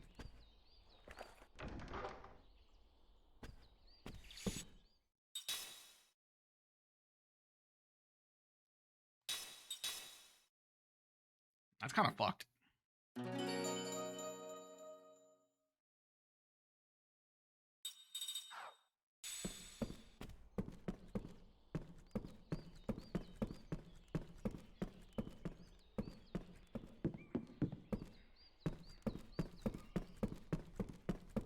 mean, the other one wasn't bad. It was kind of a happier one.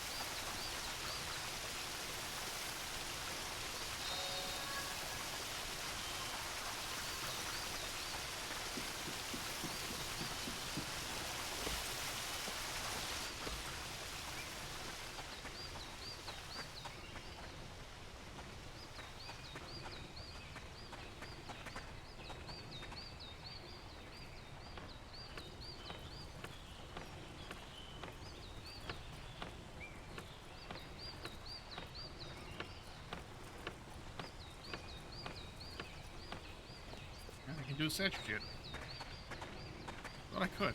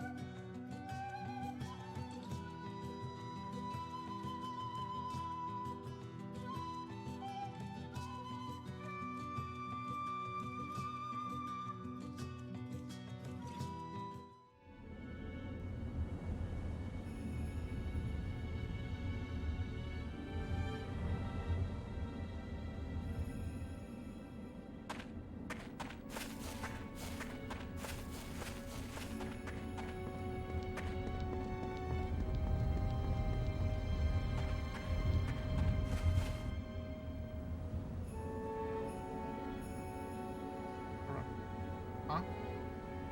Yeah, on our own. I didn't tell her to get off.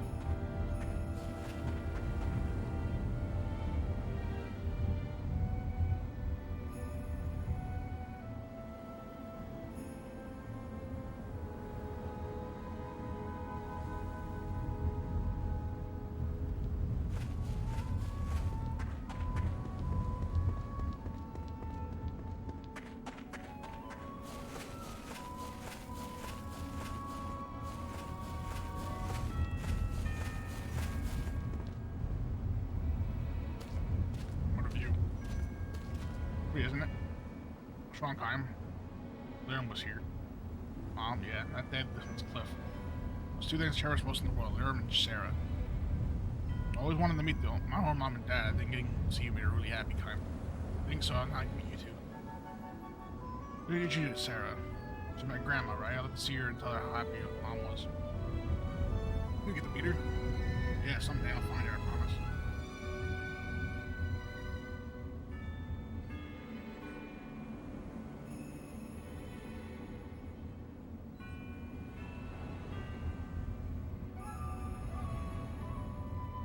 Off.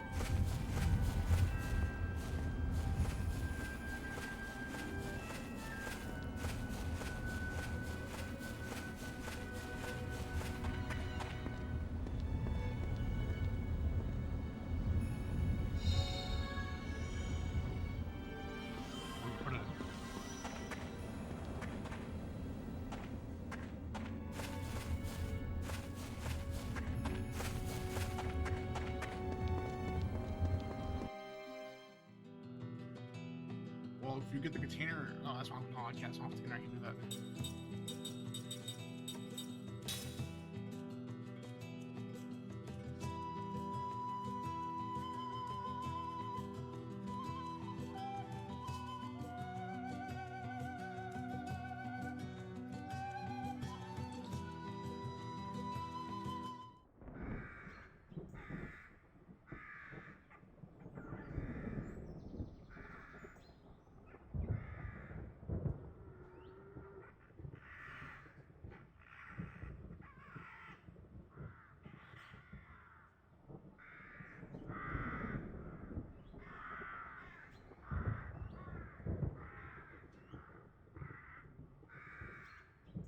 This is the home of the old sorceress. Gives me the creeps.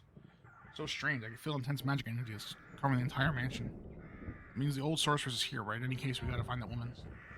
Here, don't be such a scaredy cat, Mac. So scary. This house and mom used to live with Kime and everyone. I know, but someone else is living here now. That's, well, yeah. Just be careful. We don't have any idea what we'll find inside.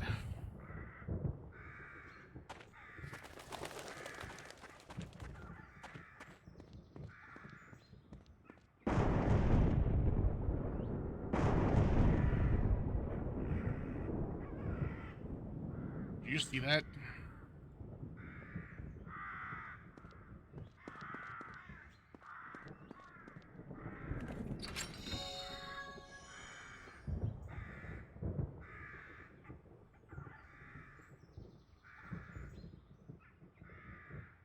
Huh? Oh. That's true.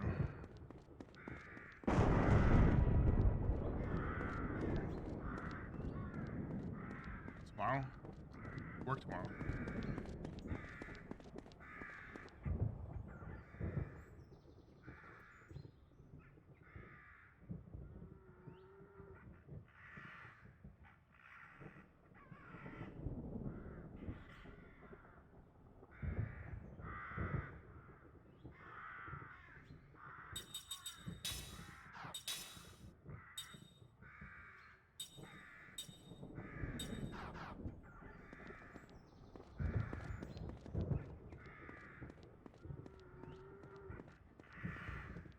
That's not bad.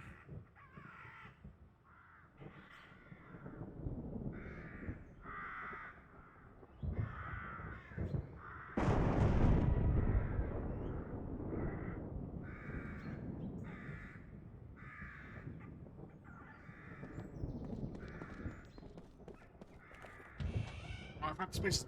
This is a maze and a puzzle to figure out. What here? What the hell was that? Don't worry about it. It's fine. Thus, all that lives does flow, thus do they fade away. What's that?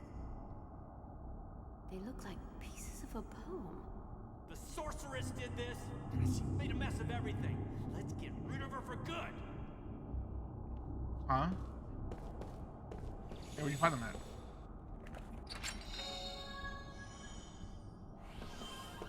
I need body wash. That's what I'm out of.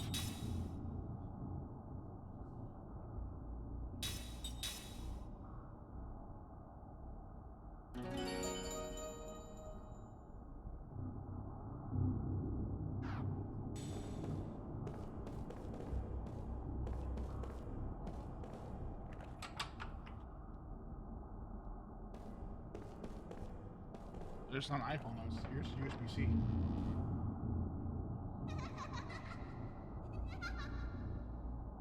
On your iPhone, USB-C as well?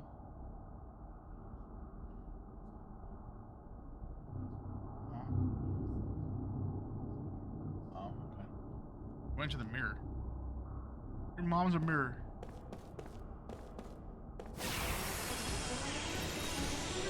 When the fight was gonna start.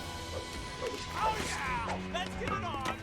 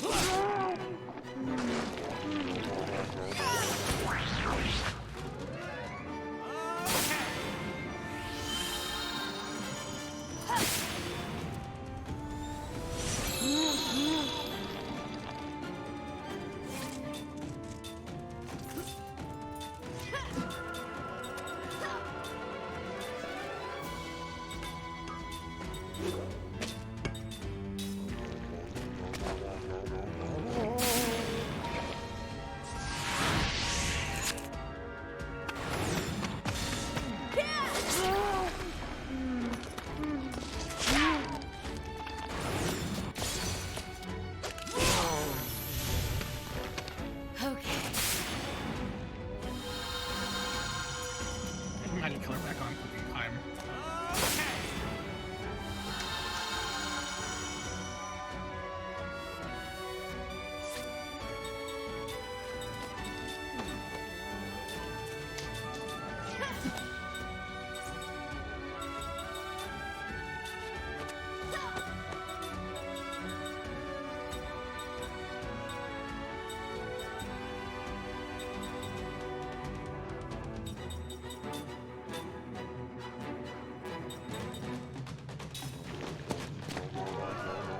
Okay.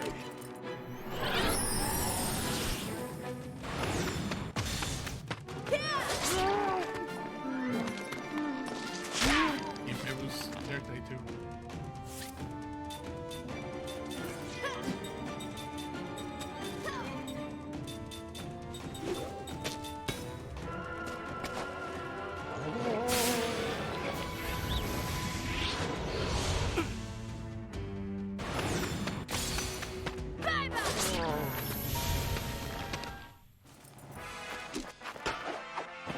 It's not in my nature to lose.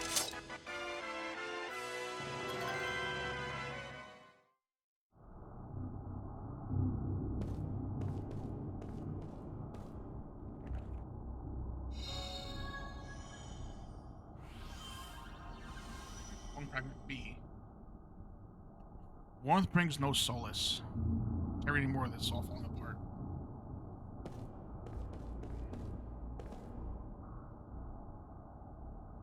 A bit dirty, but it's a regular beer, isn't it? I swear I saw someone in there just now. Seems like something was broken off from the frame right here. I remember a jewel of some kind fitting here in this decoration.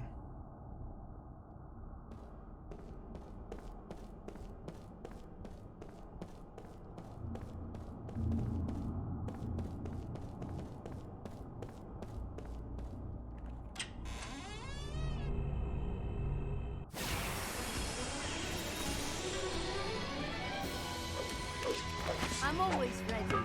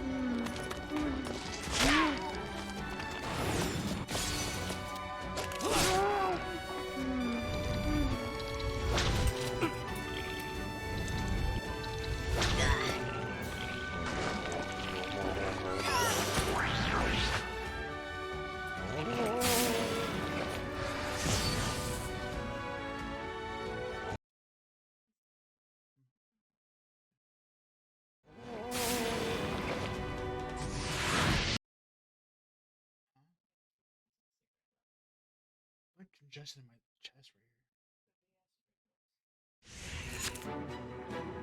Here.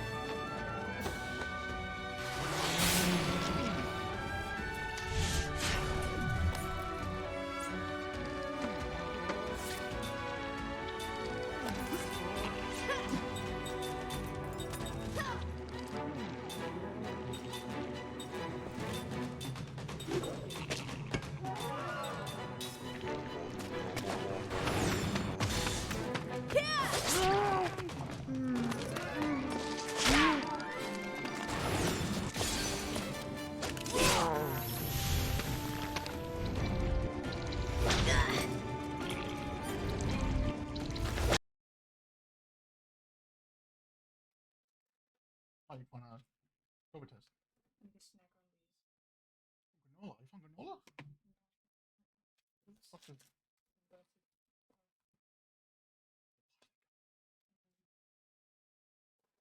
Yo, you found granola. That's all I care about.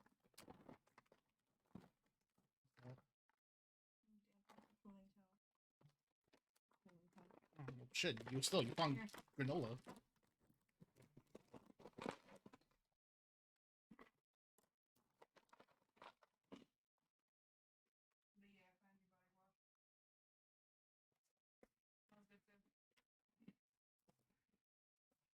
I love granola.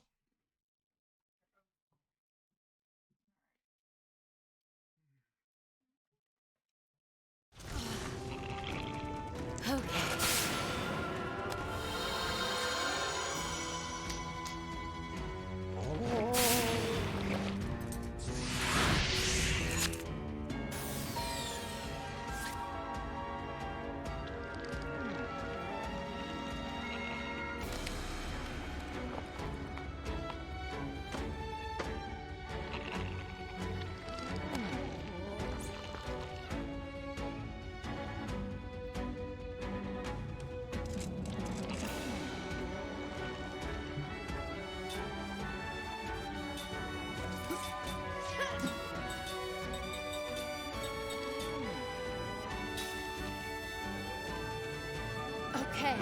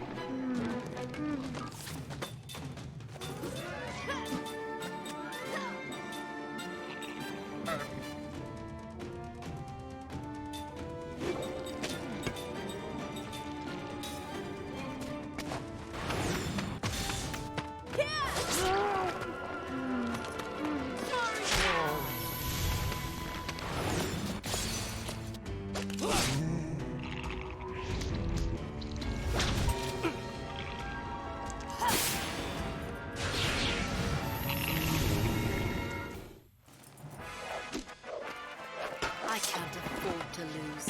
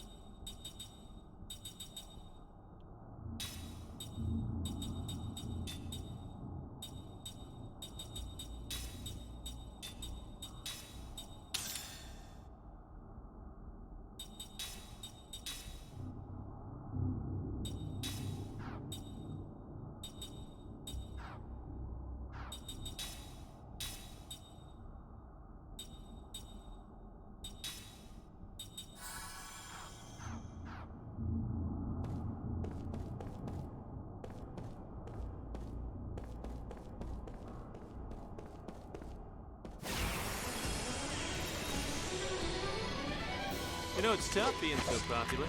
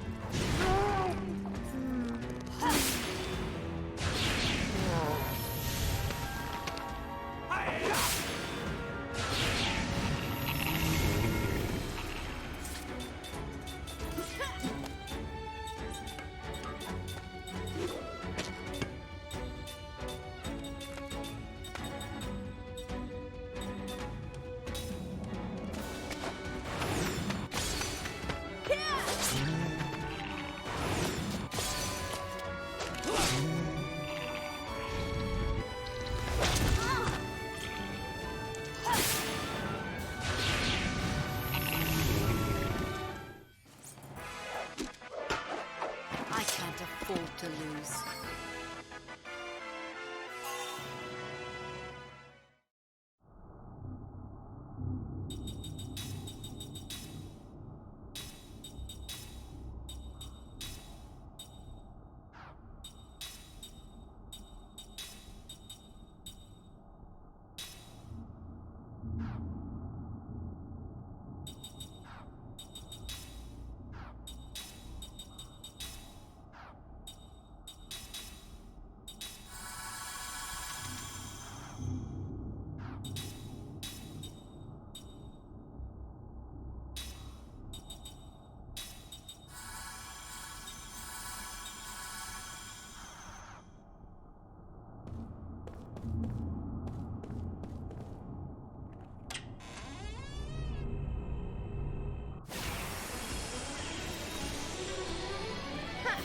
Not too smart, eh?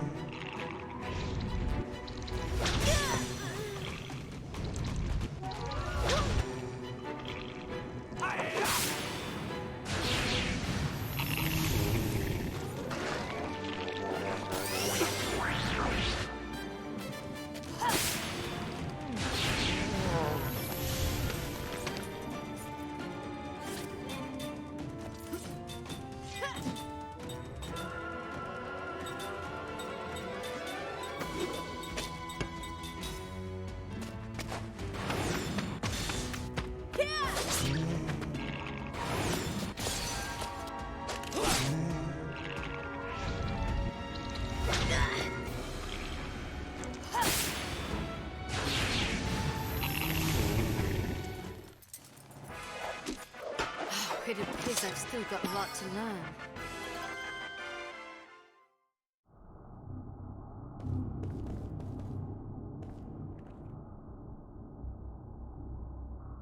Gem?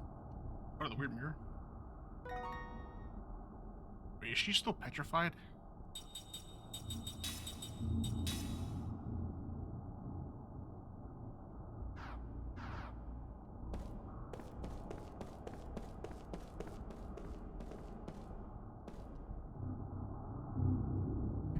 It was part of the mirror. Try putting it back. mirror looks kind of different from before somehow. You're right. I feel magic power beyond the mirror as if there's another world inside of it. Inside the mirror. Hey, should we go try again? It sounds exciting.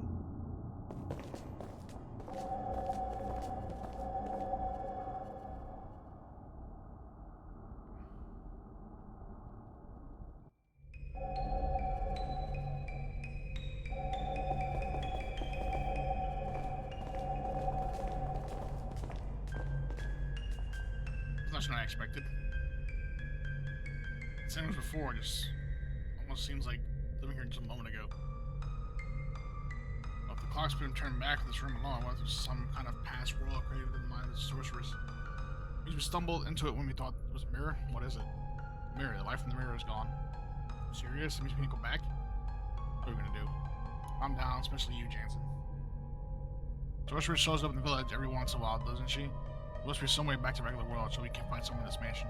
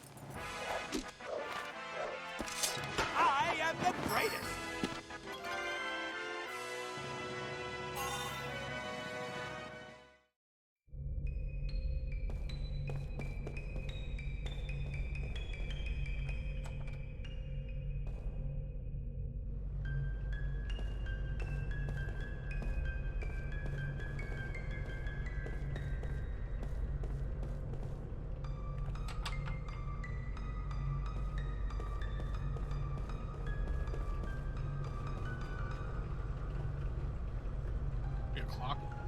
Straight so lower, no numbers at all. With the clock hand.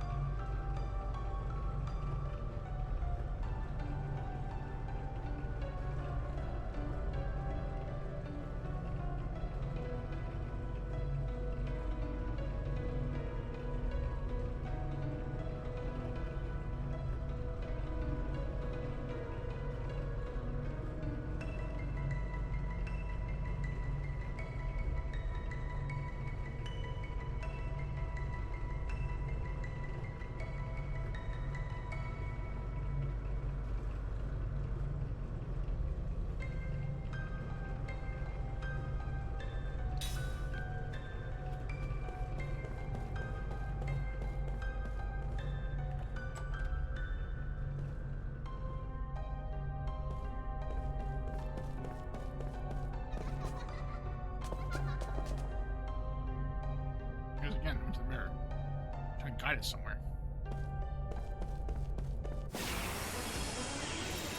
Get death. I'm always ready.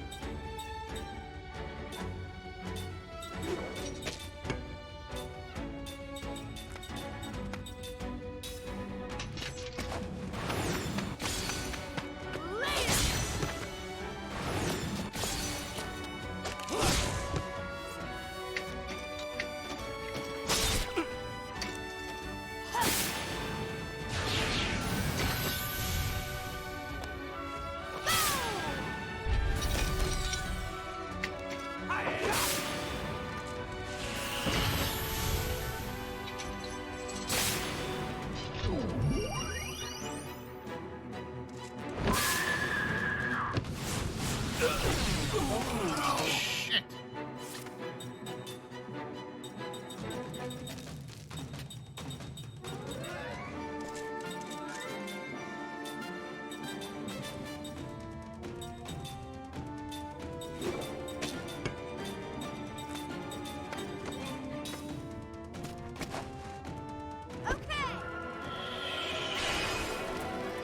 Thanks.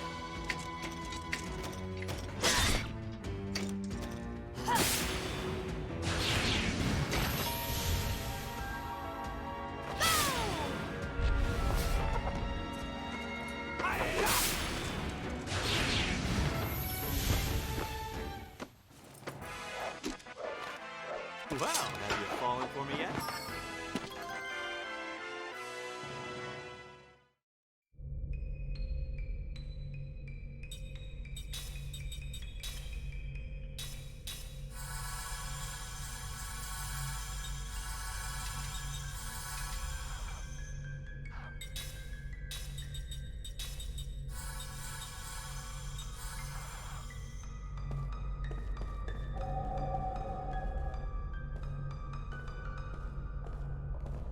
She's moved over nothing. Look on the other side. Windows and doors all the opposite from the side before. It's all been maintained. It's going to be very old in this world.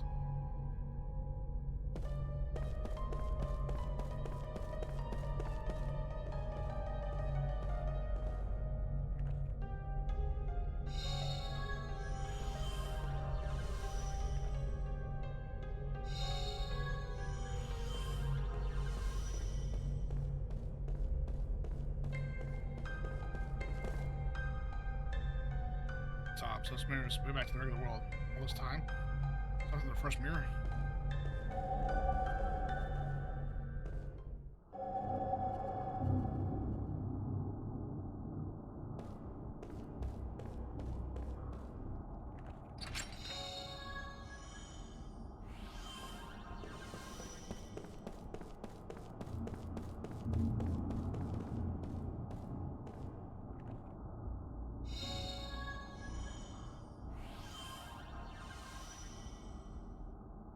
Nestle within the sadness. All I can read and rest where to make out.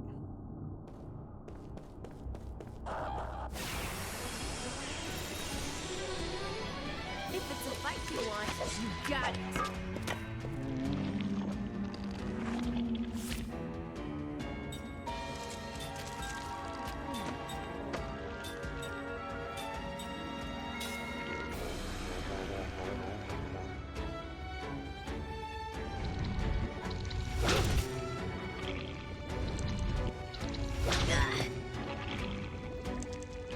I'm out of here.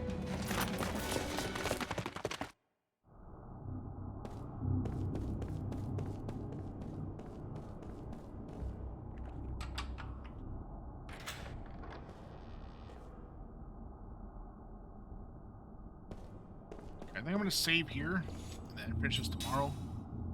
I've been streaming a good 4.5 hours.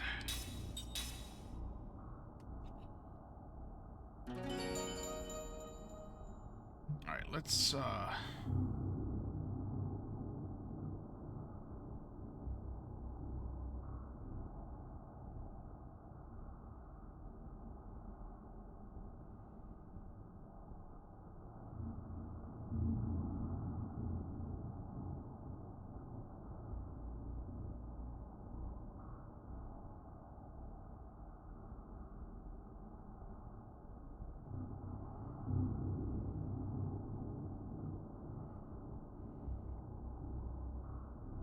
See who's on.